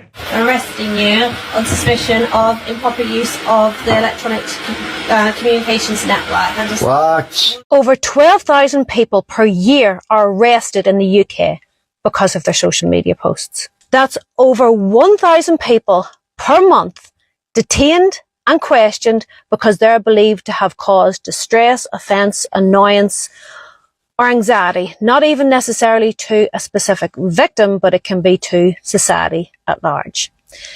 This is under Section 127 of the Communications Act and Section 1 of the Malicious Communications Act. Listen, you have to resign, Keir Starmer, and there needs to be a general election in the UK. You are not protecting the British people.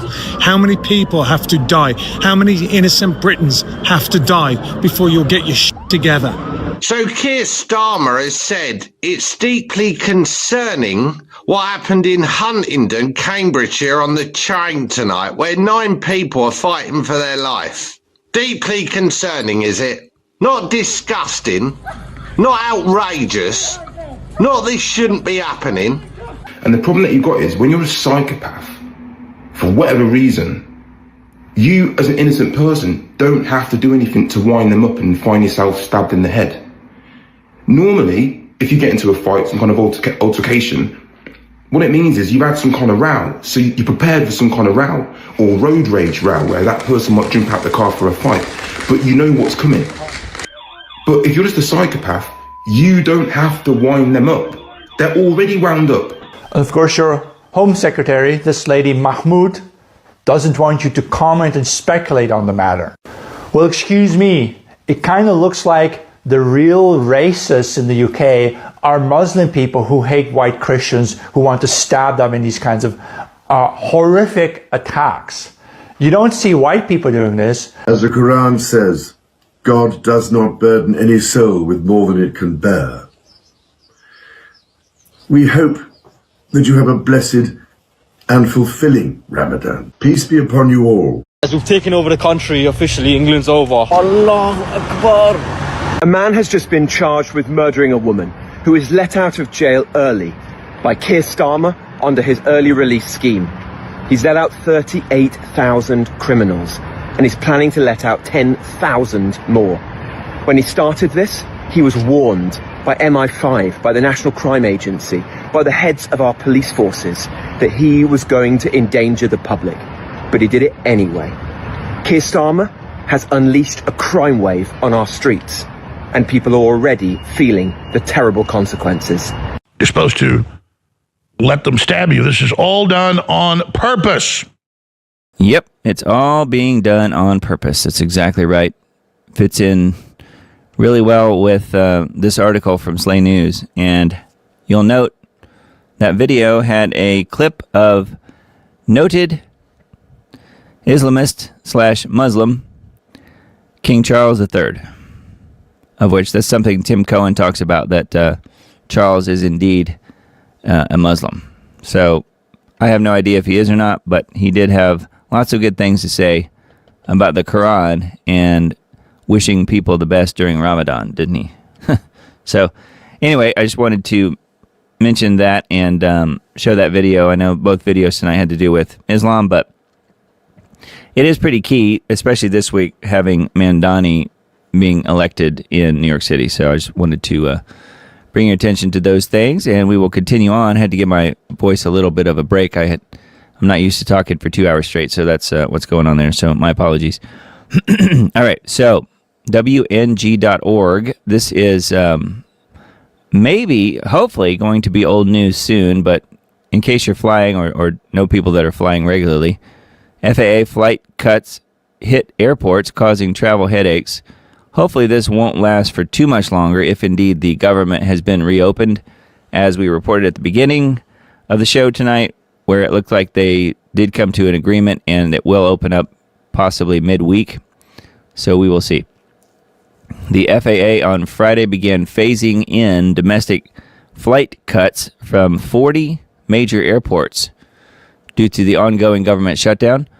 The cuts could reduce delays and cancellations for the remaining flights by easing pressures on overworked staff. But at least 8 large airports on Friday reported significant delays, mostly due to staff shortages, according to the FAA website. Flights at Ronald Reagan Washington National Airport were delayed by an average of 4 hours. Wow. Rep. MTG on Friday afternoon said she received reports that delays were worsening at that airport, with flights landing limited to 12 per hour. Wow. Friday, 4% flight cuts would increase to 10% of all flights from the 40 major airports by next weekend if the shutdown continued. So we will see.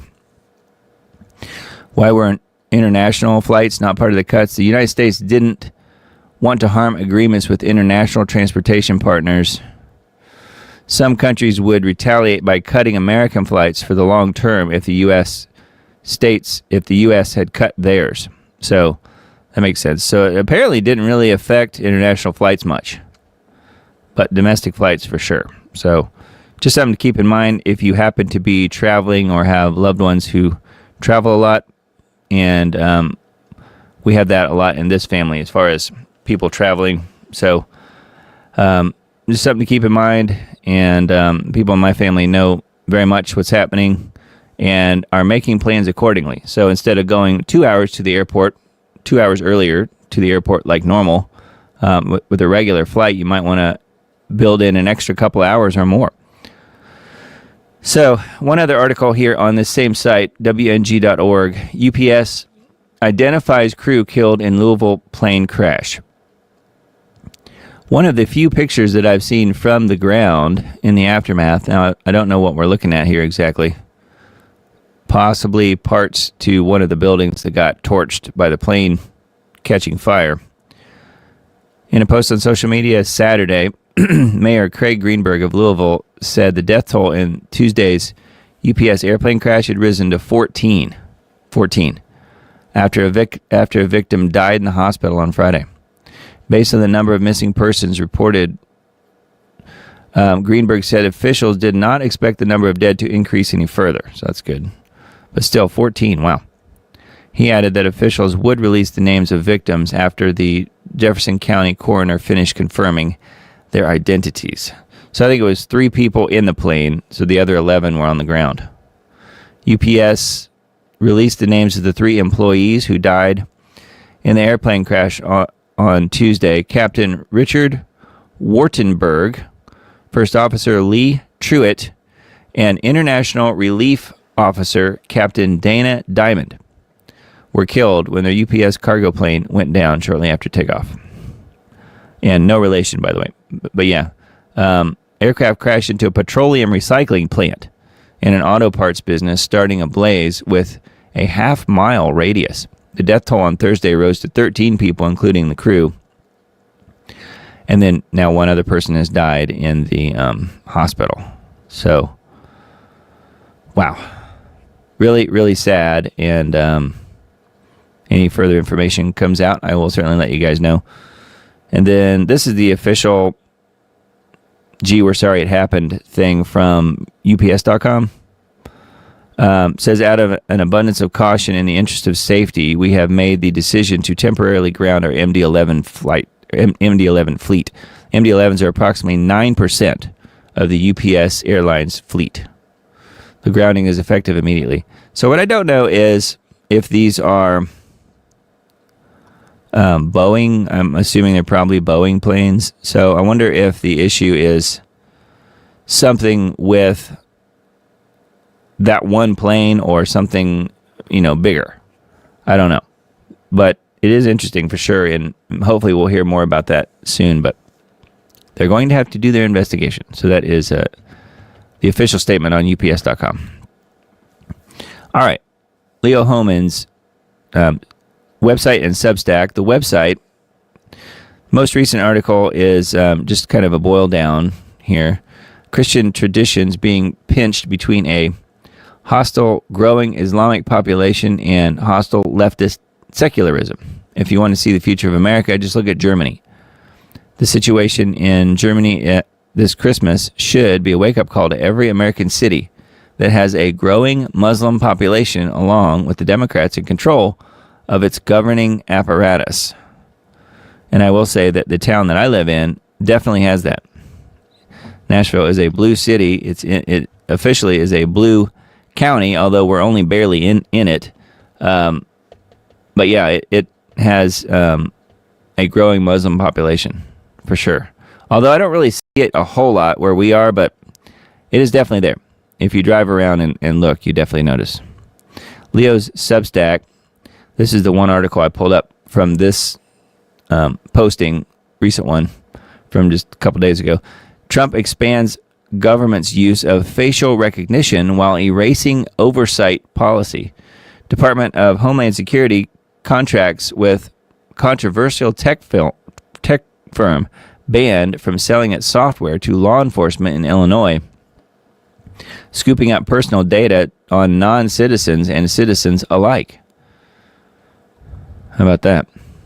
Says, I've been warning since the day one of the current Trump administration that this is a regime that is totally sold out to big tech and the surveillance state.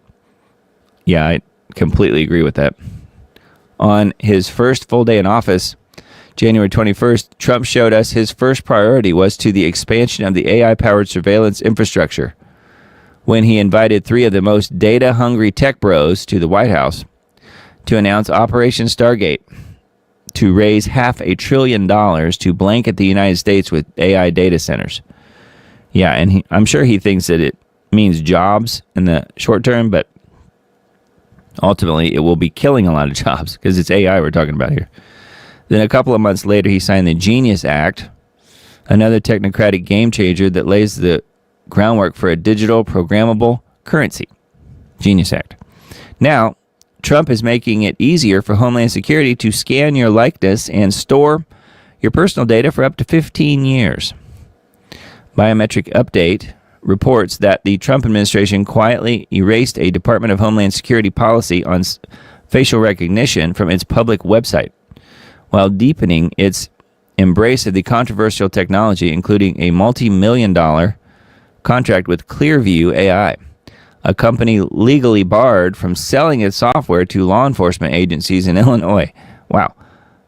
Biometric Update notes that the ban stems from a landmark settlement under Illinois' Biometric Information Privacy Act, a 2008 law that requires informed consent for the collection of biometric identifiers such as fingerprints or facial scans. Comes in handy when they're talking about the illegals too, I'm sure. Just my 2 cents worth there. Below is an excerpt from the article talking about the ACLU sued Clearview AI in 2020, arguing that its massive database of photographs scraped from social media platforms violated residents' privacy rights. You think? resulting settlement blocked most businesses and state and local law enforcement agencies in Illinois from using the technology, but it did not block federal agencies, including DHS and ICE. So anyway, further information here, but I did find that kind of interesting, and I think Leo's exactly right on the fact that they are really, since day one, totally sold out to big tech, unfortunately. So that is Leo Hohmann's Substack. And then a couple articles on Natural News. Just thought I would mention Israel escalates strikes in Lebanon against Hezbollah. Mentioned that earlier. Turkey issues arrest warrants for Netanyahu and other Israeli officials over the Gaza genocide. How about that? So old Bibi shouldn't be taking any, or maybe he should take a vacation to Turkey. Russia launches the Iskander-M missile strike on Ukrainian drone regiment in the Donetsk region. Russia's Poseidon in the Burevestnik doomsday weapons or coercive nuclear signaling. Maybe both. Anyway, that is some of the top articles on Natural News. And then Wine Press, I just pulled up this one article tonight, but it's a good Substack as well. Canada quietly passes law to sell cloned meat without labeling or review. The government quietly changing the definition of a novel food means that unless it's labeled organic, there's no way to distinguish brands that support animal cloning from brands that don't. Faux meat is not going away, and it's primed to make its way onto Canadian grocery store shelves, and they will not have distinctive labeling that differentiates it from the real and the fake. Cloned meat. So if you're in Canada, you may be wanting to watch closely on that, but obviously they'll be trying that here too as soon as they possibly can. Canada quietly clears cloned meat to be sold. So further information here and what to look for. Wine Press, Substack. We've got a few articles from the Gateway Pundit tonight. This is a further follow-up here on the whole Capitol Police J6 bomber, the pipe bomber. Officer Shawnee Kirchhoff, identified as the J6 bomber based on forensic match, testified to firing pepper balls at the J6 crowd, then months later took a security job at the CIA.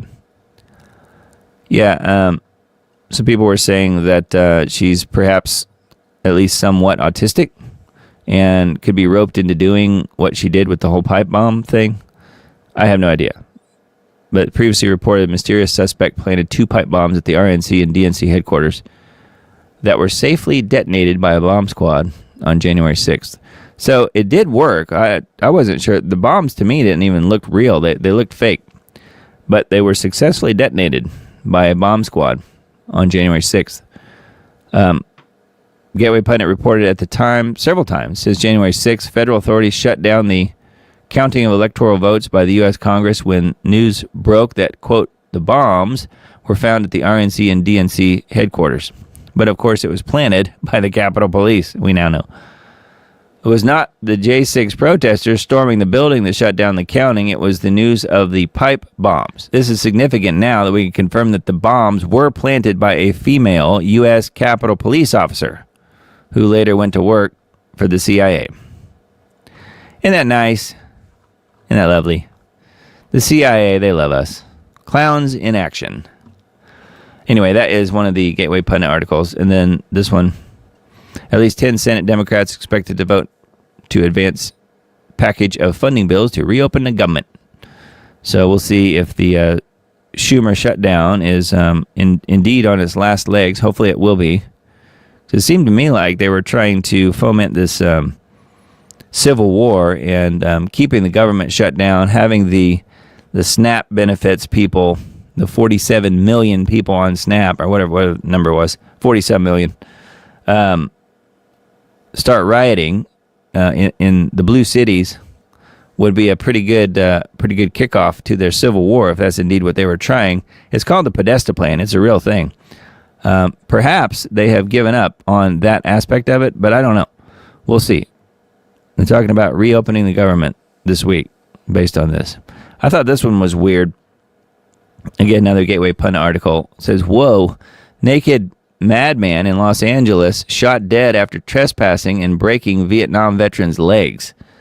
So we don't have video of this, luckily, but I wanted to mention this just because, welcome to Los Angeles, which, by the way, I used to live in Studio City. I don't know where this particular house is, of course, but it says naked man in Los Angeles broke, and I didn't know this guy either, by the way. Now, I saw the video of him walking up and down, and of course he's blurred out, so you can't really actually see him naked, but you could tell he is naked because he's blurred out. But he's walking up and down the sidewalk there, and to me, he looks like he's probably, shall we say, most likely from south of the border, I'm guessing. Naked man in L.A. broke into his Studio City home early Friday morning and was assaulted a homeowner who was 79 years old. And he broke the homeowner's legs before he was shot dead. So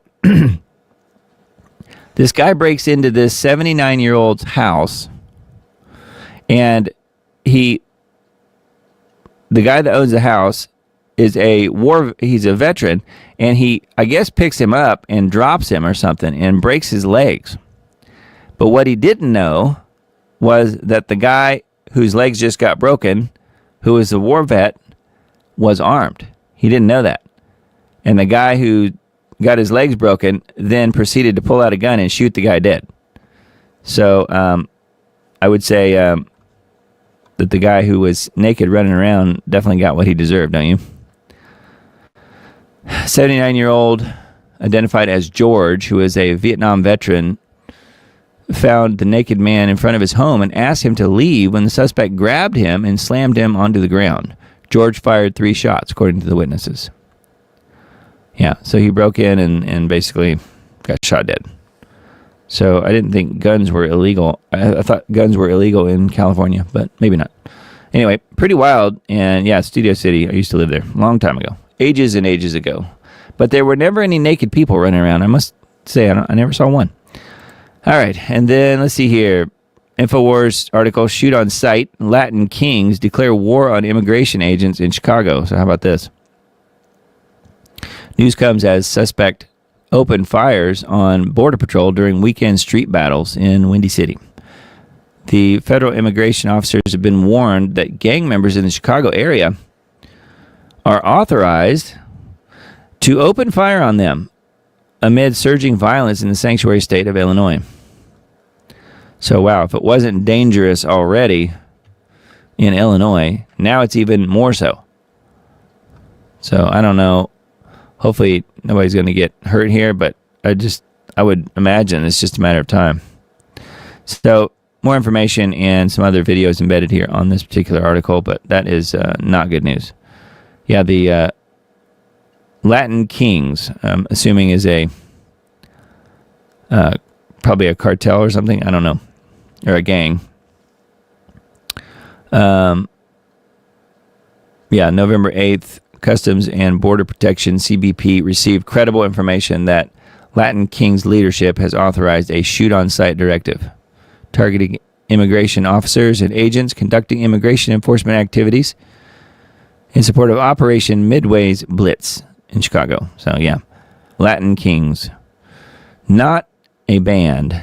In fact, it's a gang. Okay, and then this one, I just pulled it up because I thought it was interesting with the whole gate analysis, G-A-I-T, gate analysis, that there was a match between the J-6 pipe bomber and the woman here who's shown 94% match. Says, you're going to want to think about this. Might just be the biggest scandal and conspiracy in American history. Many heroes were involved in bringing this to light. Some we can name in coming days, some who want no recognition, and there's so much more to this yet to be told. So Steve Baker is the guy who tweeted this out, but he's the guy who really did the deep dive on this and really did the research and put it out there. With no help, by the way, from the FBI or from Kash Patel. I would say despite the FBI and Kash Patel. So the Blaze was reporting January 6th update to top all other January 6th updates. Forensic analysis has shown 94 to 98% match between the January 6th pipe bomber and this lady, Capitol Police Officer Kirchhoff. Conspiracists light them up. So what was interesting to me was the fact that they had analysis of her gait. So it makes me wonder how many other people do they have their gait analysis. It says a software algorithm that analyzes walking parameters, including flexion, which is knee bend, hip extension, speed, step length, cadence, and variance, rated Shawnee Kirchhoff, 31 of Alexandria, Virginia, as a 94% match to the bomb suspect on video from January 5th, 2021. The veteran analyst who ran the analysis for Blaze News said that based on the visual observations the program can struggle with, he personally pegged the match at closer to 98%. Kirchhoff, who was a Capitol Police officer for 4.5 years, left the department in mid-2021 for a security detail at the CIA. Yeah. So further information here, but I thought it was interesting about the whole gate match. And it makes me wonder where they got that information. Is that something that they routinely scan and do with employees, or is that something we are all being scanned for? I don't know. Anyway, yeah, that's a Not the Bee article. And then just kind of a fun one. When I saw this, I'm like, wow, that has to be Tennessee, and certainly it was. Watch. This black bear wanders off with the Tennessee man's chainsaw. So I didn't realize bears could use chainsaws, but apparently maybe they can. I don't know. Is this a sequel to the Texas Chainsaw Massacre? Yeah, but it's in Tennessee. Because I think I found one thing scarier than a maniac with a chainsaw. That would be a black bear with a chainsaw. Yeah, so this guy's posting on Twitter. Well, wasn't this just a great way to wake up this morning? Went looking for my brand new chainsaw that I left on the front porch last night. Never going to find that thing again. This means war. So what he's talking about here is the bear wandering off with the chainsaw. You can see the red thing in its mouth. So the bear apparently has some work to do, or else he's going to become a serial killer or something. I don't know. I'm sure he just had some firewood to chop up, or maybe there was a downed tree in front of his den. The owner blames it on a rotisserie chicken smell on the chainsaw, which leads me to ask, how tough was that chicken you had to chop up with the chainsaw? Regardless, the man has found the chainsaw in the woods, presumably outside the bear's den. But he's understandably reluctant about getting too close to retrieve it. So he found it here in the bear's den area. He says, found my chainsaw, but Houston, we may have a problem. I found his den as well. I don't feel my heart racing 100 miles per hour very often, but this would be one of those times. Yeah, but you're the guy that left it sitting on your front porch where a bear can carry it off. Anyway, I thought that was kind of silly. Another animal story, but isn't that cute? And luckily, I think no bears were harmed in the making of this story, and hopefully no people were chainsawed in half by any bears. So anyway, that was just an odd one, I thought. And this one from Vaccine Impact. This is the only article I pulled up from here, but there's other new ones if you guys want to have a look at vaccineimpact.com. This one's about Kabbalah, and thought it might be interesting to you guys. The Antichrist religion of Satan that controls the world today. And we know all about that, don't we? Look at the black cube right in the middle of the old star. Kabbalah, the religion of the serpent. I came across the teachings today of a man who calls himself Been Born Again. He has a website and popular YouTube channel. Testimony of his spiritual rebirth is here. I watched the documentary he published last month on Kabbalah. and it's the best presentation on this topic I have seen so far. In 2021, I published a documentary by the Australian Altian Childs on Freemasonry. It has over 200,000 views. And this video by Ben on the Kabbalah is very similar in terms of how Satan controls the world. So, wow. I may watch that one myself. So, more information about the Kabbalah. The Religion of the Serpent. Full documentary. So, here it is. It's embedded here. I will post this in the Substack post that I send out on Tuesday. And, you know, you guys can certainly look it up, though, ahead of time. It's on vaccineimpact.com. You'll see it.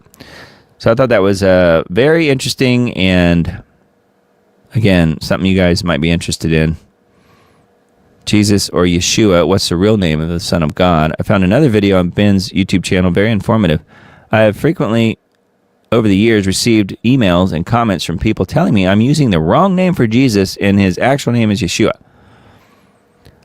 I started a draft last year to actually write an article about this, but the fact is that in the original text of the Bible written in Greek, the name of Jesus is, and then it shows it, and the English translation, Jesus, is accurate. That should be the end of the debate. If you don't believe that the Bible in its original language is true and authoritative, then you can believe whatever you want because it's not based on what's written in the Bible. So I never published the article because the Bible is the authority and the topic just never warranted a whole article on it. In my opinion, Ben's video on the push to use the name Yeshua is 100% accurate. If you have friends telling you that Jesus is not the correct name, but Yeshua is, this is a great video that sums up all the evidence, historical evidence, to the contrary. So that video is also embedded on here. So you get a twofer. This is a 2-for-1 type of video article. So we have the video about Yeshua, and is it Yeshua or is it just a bait and switch? And then we also have the story about the Kabbalah, Religion of the Serpent. So that's a pretty intensive and maybe time-intensive article, but certainly worth checking out if you guys are believers, which I know most of you out there are. All right, and then GeoWatch for this week. We have a couple things I wanted to mention. Geoengineering Watch testifies for Wyoming legislators. And Mr. Dane brought this to my attention earlier in the week. I didn't realize he was even doing this, but it says GeoWatch lead researcher Dane Wigington testifies as an expert witness for the Wyoming bill to ban geoengineering. Wyoming is the latest state to move forward with legislation to ban climate engineering operations over their airspace.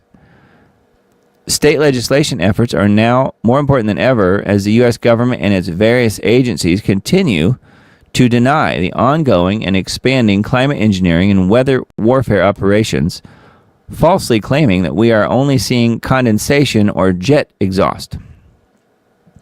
And the jet exhaust thing is a link here to a separate YouTube video, by the way. Passing anti-geoengineering legislation isn't about enforceability. It's about reaching a critical mass of awareness, which is something that I've said all along, because Tennessee was, I think, the first state to pass such legislation, although it changed literally nothing. I mean, they're still geoengineering heavily over my skies.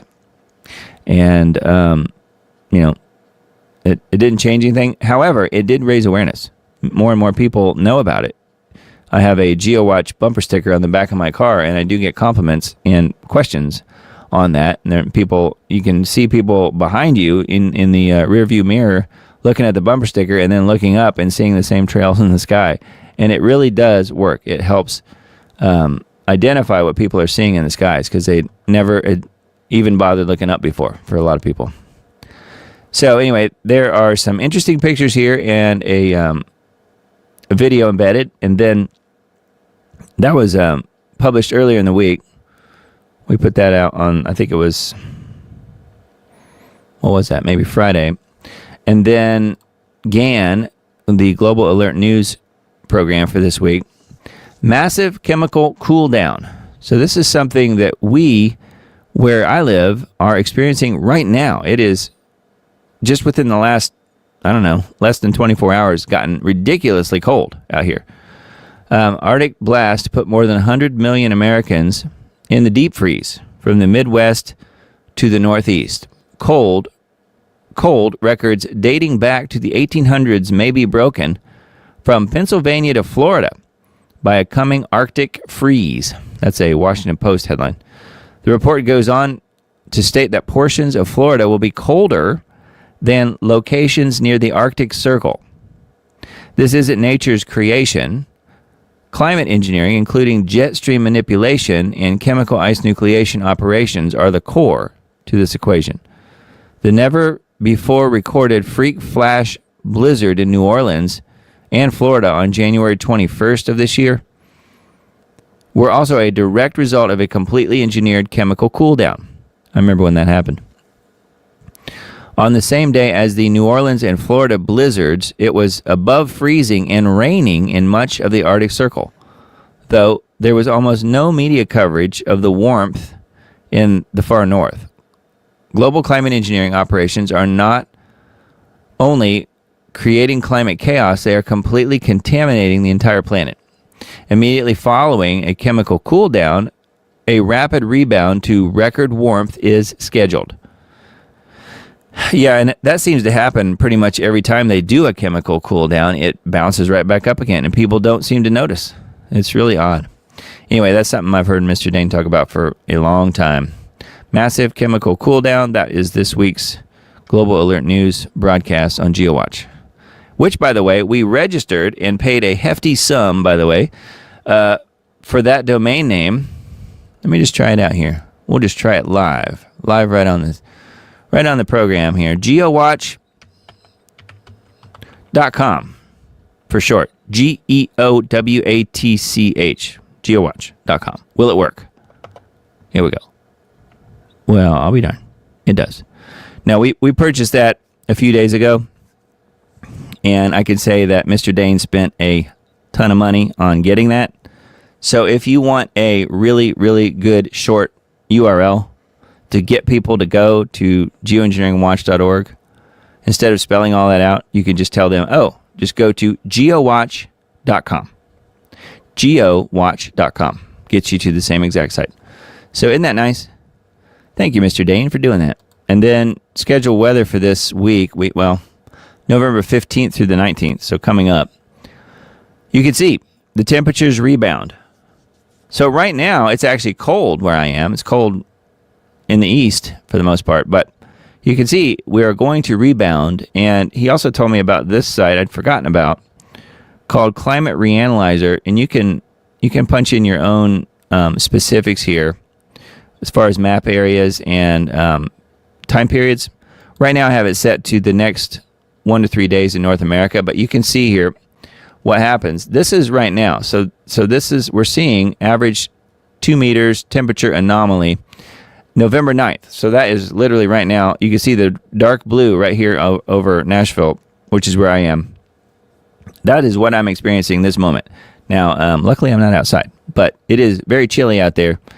And if we change this, though, you can see how it progresses. So right now it's blue and chilly because we have the chemical cool down happening right now. So let me go 4 to 6 days out, and you can see it's already warming up.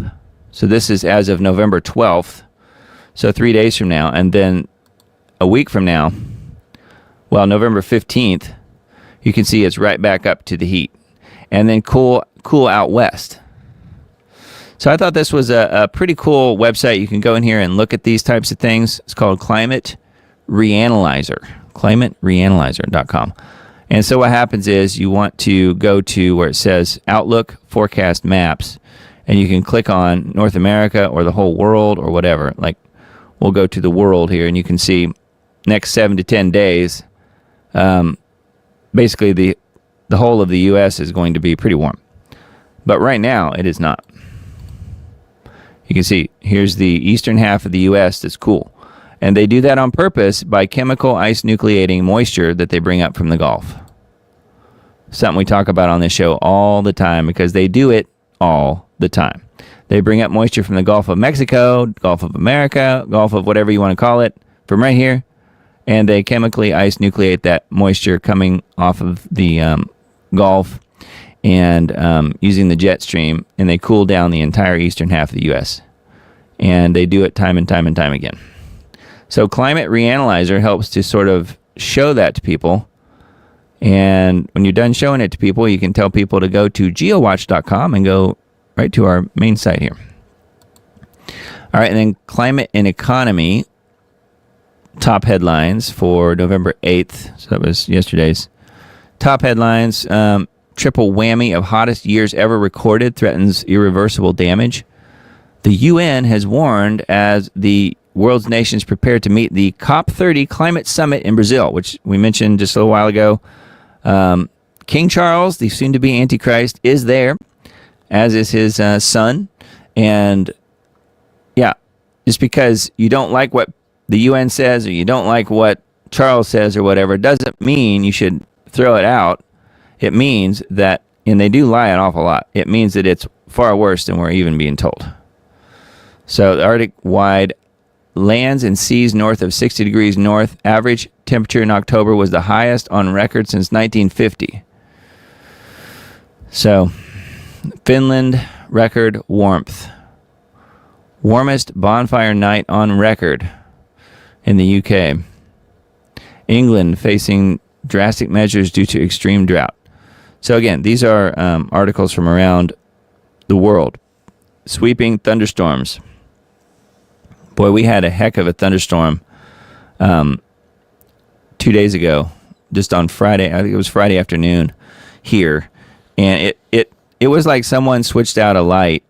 It was in the middle of the day, and all of a sudden, it was just within just a few minutes, it was completely dark, and the rain was just switched on, and it poured and poured and poured, and then out after the rain started, then the hail started.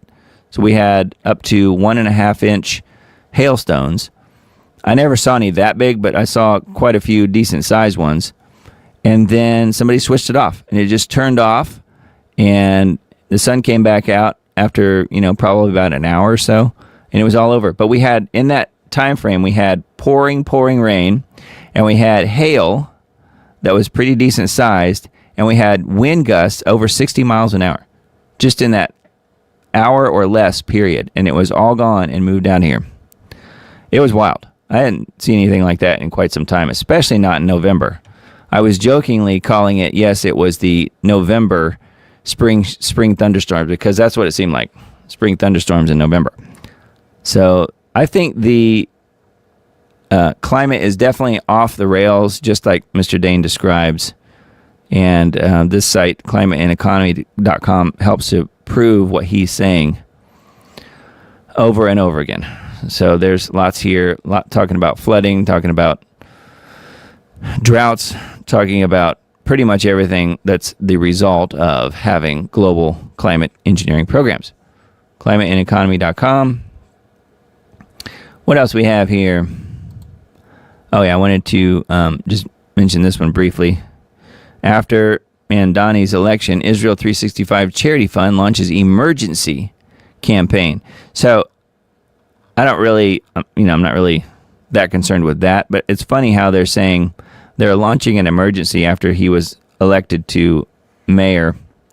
And yet, is he really that much of a threat? You think? Look at his little hat that he has on here.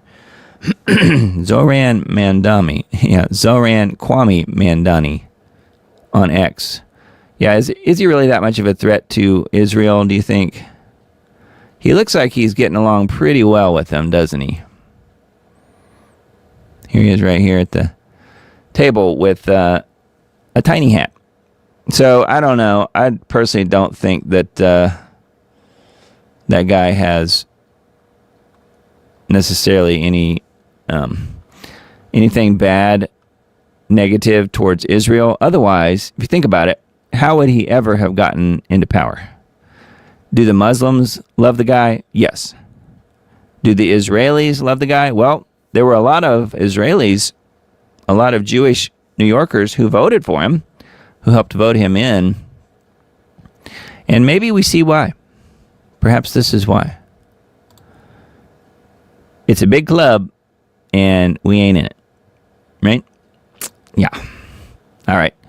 Well, that was the end of the different articles I had tonight. So feel free to follow along on Twitter/X if you don't mind. Diamond Report on there.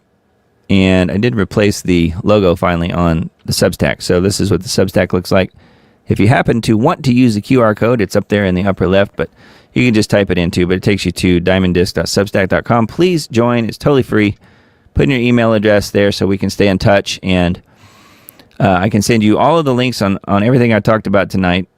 It takes me a little while to go through and copy and paste everything, but all the articles and the videos and stuff, not the ones that I showed during the video, those are pretty much available on band.video.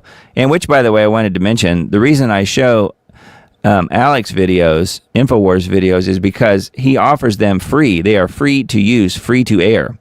And I don't have to pay for them, and I have to give my voice a break from time to time in the broadcast. So that's why I show InfoWars videos. They're free, and they're done well. As you guys know, I'm a video producer and try and do things that look and sound halfway decent. And hopefully that is the result that you will get on this show time and time again. So that's why I show InfoWars videos. I think they do a good job, of course, but I also want to give myself a little bit of a break from time to time, and so I don't lose my voice.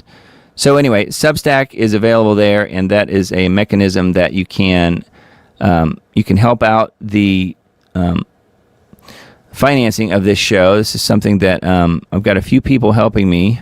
We did get one new subscriber last week, so yay on that. I think we're up to 8 again on Substack, 8 total subscribers, and 7 more on Subscribestar. So Subscribestar is the other one. And while we're at it, I'll change the QR code up there. So the QR code at the moment, I'm going to switch it. There. I changed it to Subscribestar. So that if you scan the QR code, it will take you to this page here that we're looking at. And again, they're linked to in the Substack post that I send out every time. So it's there. So please support the Diamond Report. Notice there were 0 commercials. Nothing is monetized. Never has been. I couldn't get YouTube to monetize my stuff, even if I wanted to. But I'm not interested in that, honestly. But they're not going to allow that just because I've had so many strikes over the years with really both of my channels. And the one that was resurrected back from the dead a couple months ago. So there's no chance that I will be monetizing anything. So you don't hear any commercials, or whether they're inserted by the platform, or you don't hear any commercials inserted by me as well. Like if you watch Candace's videos, I really like her videos, but she stops in the middle of them and does plugging for, 10 minutes or 15 minutes or whatever. You don't get that here, and you won't. So, if you want to support what I'm doing, there is a mechanism to do that by using Subscribestar or just through Substack. Either way, but no pressure. The best thing you can do, really, if you don't want to and can't help that way, is simply subscribe. And subscribe for free, and it's available on both YouTube channels, Diamond Disc on YouTube, as well as Take It to the Lord in Prayer, End Times Dates on YouTube. So please subscribe to both channels. It's free. You get 2 for 1. So yeah, you can subscribe to both there. And then BitChute, Brighteon, and Rumble are the other channels. And hello to the Rumblers tonight. We had a number of people watching on Rumble, and Miss Emily posted in the Rumble chat, which I can't show on my screen here, unfortunately, but the Rumble chat is active on every show as well. So we're live on Rumble tonight, as well as the 2 YouTube channels. So hi to everyone over there, and you can follow along on Rumble at Diamond Disc. And again, it's Diamond Disc. That's my company name, DIAMONDISC. I just tried to keep it short, keep it sweet. It means nothing else other than it's my music company, Diamond Disc Audio, and which, by the way, I'm doing a marketing thing right now, and we're going to be shifting slightly on some of the music business stuff that I am doing, and the website and all that stuff. So I'll get into that a little bit more later if you guys are interested in the whole music thing. But Diamond Disc Audio has been the name of the business that I started back in 1996, believe it or not. So still going strong. We're going to be making a few changes, but only for the better. And but that's why I came up with that name. I just felt it was pretty simple, and that's why I've stuck with it all these years. So it's available on Brighteon, Rumble, and BitChute as Diamond Disc, as well as just the Diamond Report. You can just do a search for that. And then Band is the other option here as far as freebies, and that is the group. That is the group for the people who kind of follow the show and what I'm doing a little bit. And we can wrap it up. We are approaching midnight here, so it's getting kind of late, although not as late as it used to be. So that's good. Thank you guys for being here tonight. I certainly appreciate that. And yeah, we'll do it again next week, which will be the 16th? Is that right? 16th of November. Man, it's almost Thanksgiving. I can't believe it.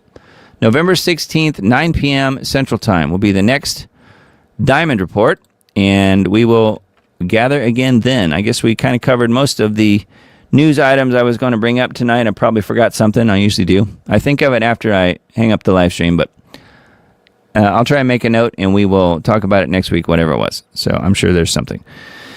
Anyway, hope you guys have a blessed week. Keep Jesus close to you, very, very close. Yeshua, whatever you want to call him.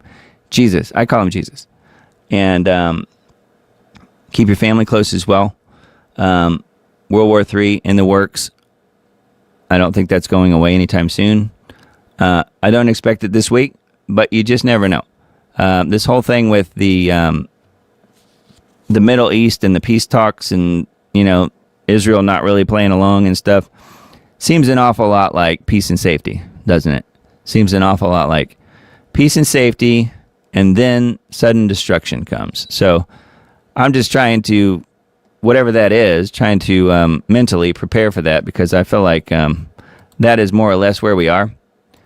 Right or wrong as far as my interpretation of it, that sure seems like that's where we are. And, listening to the Holy Spirit in your life is certainly the best thing you can do. So keep Jesus front and center. And again, all praise to the Lord Jesus Christ. He is the reason that we are doing what we're doing here tonight, and trying to prove in the headlines of today how crazy and messed up this world is. Indeed, we are anticipating his return very soon. I personally believe Feast of Trumpets 2028. And I've created many videos about that whole idea. So have a look at that if you don't know what I'm talking about.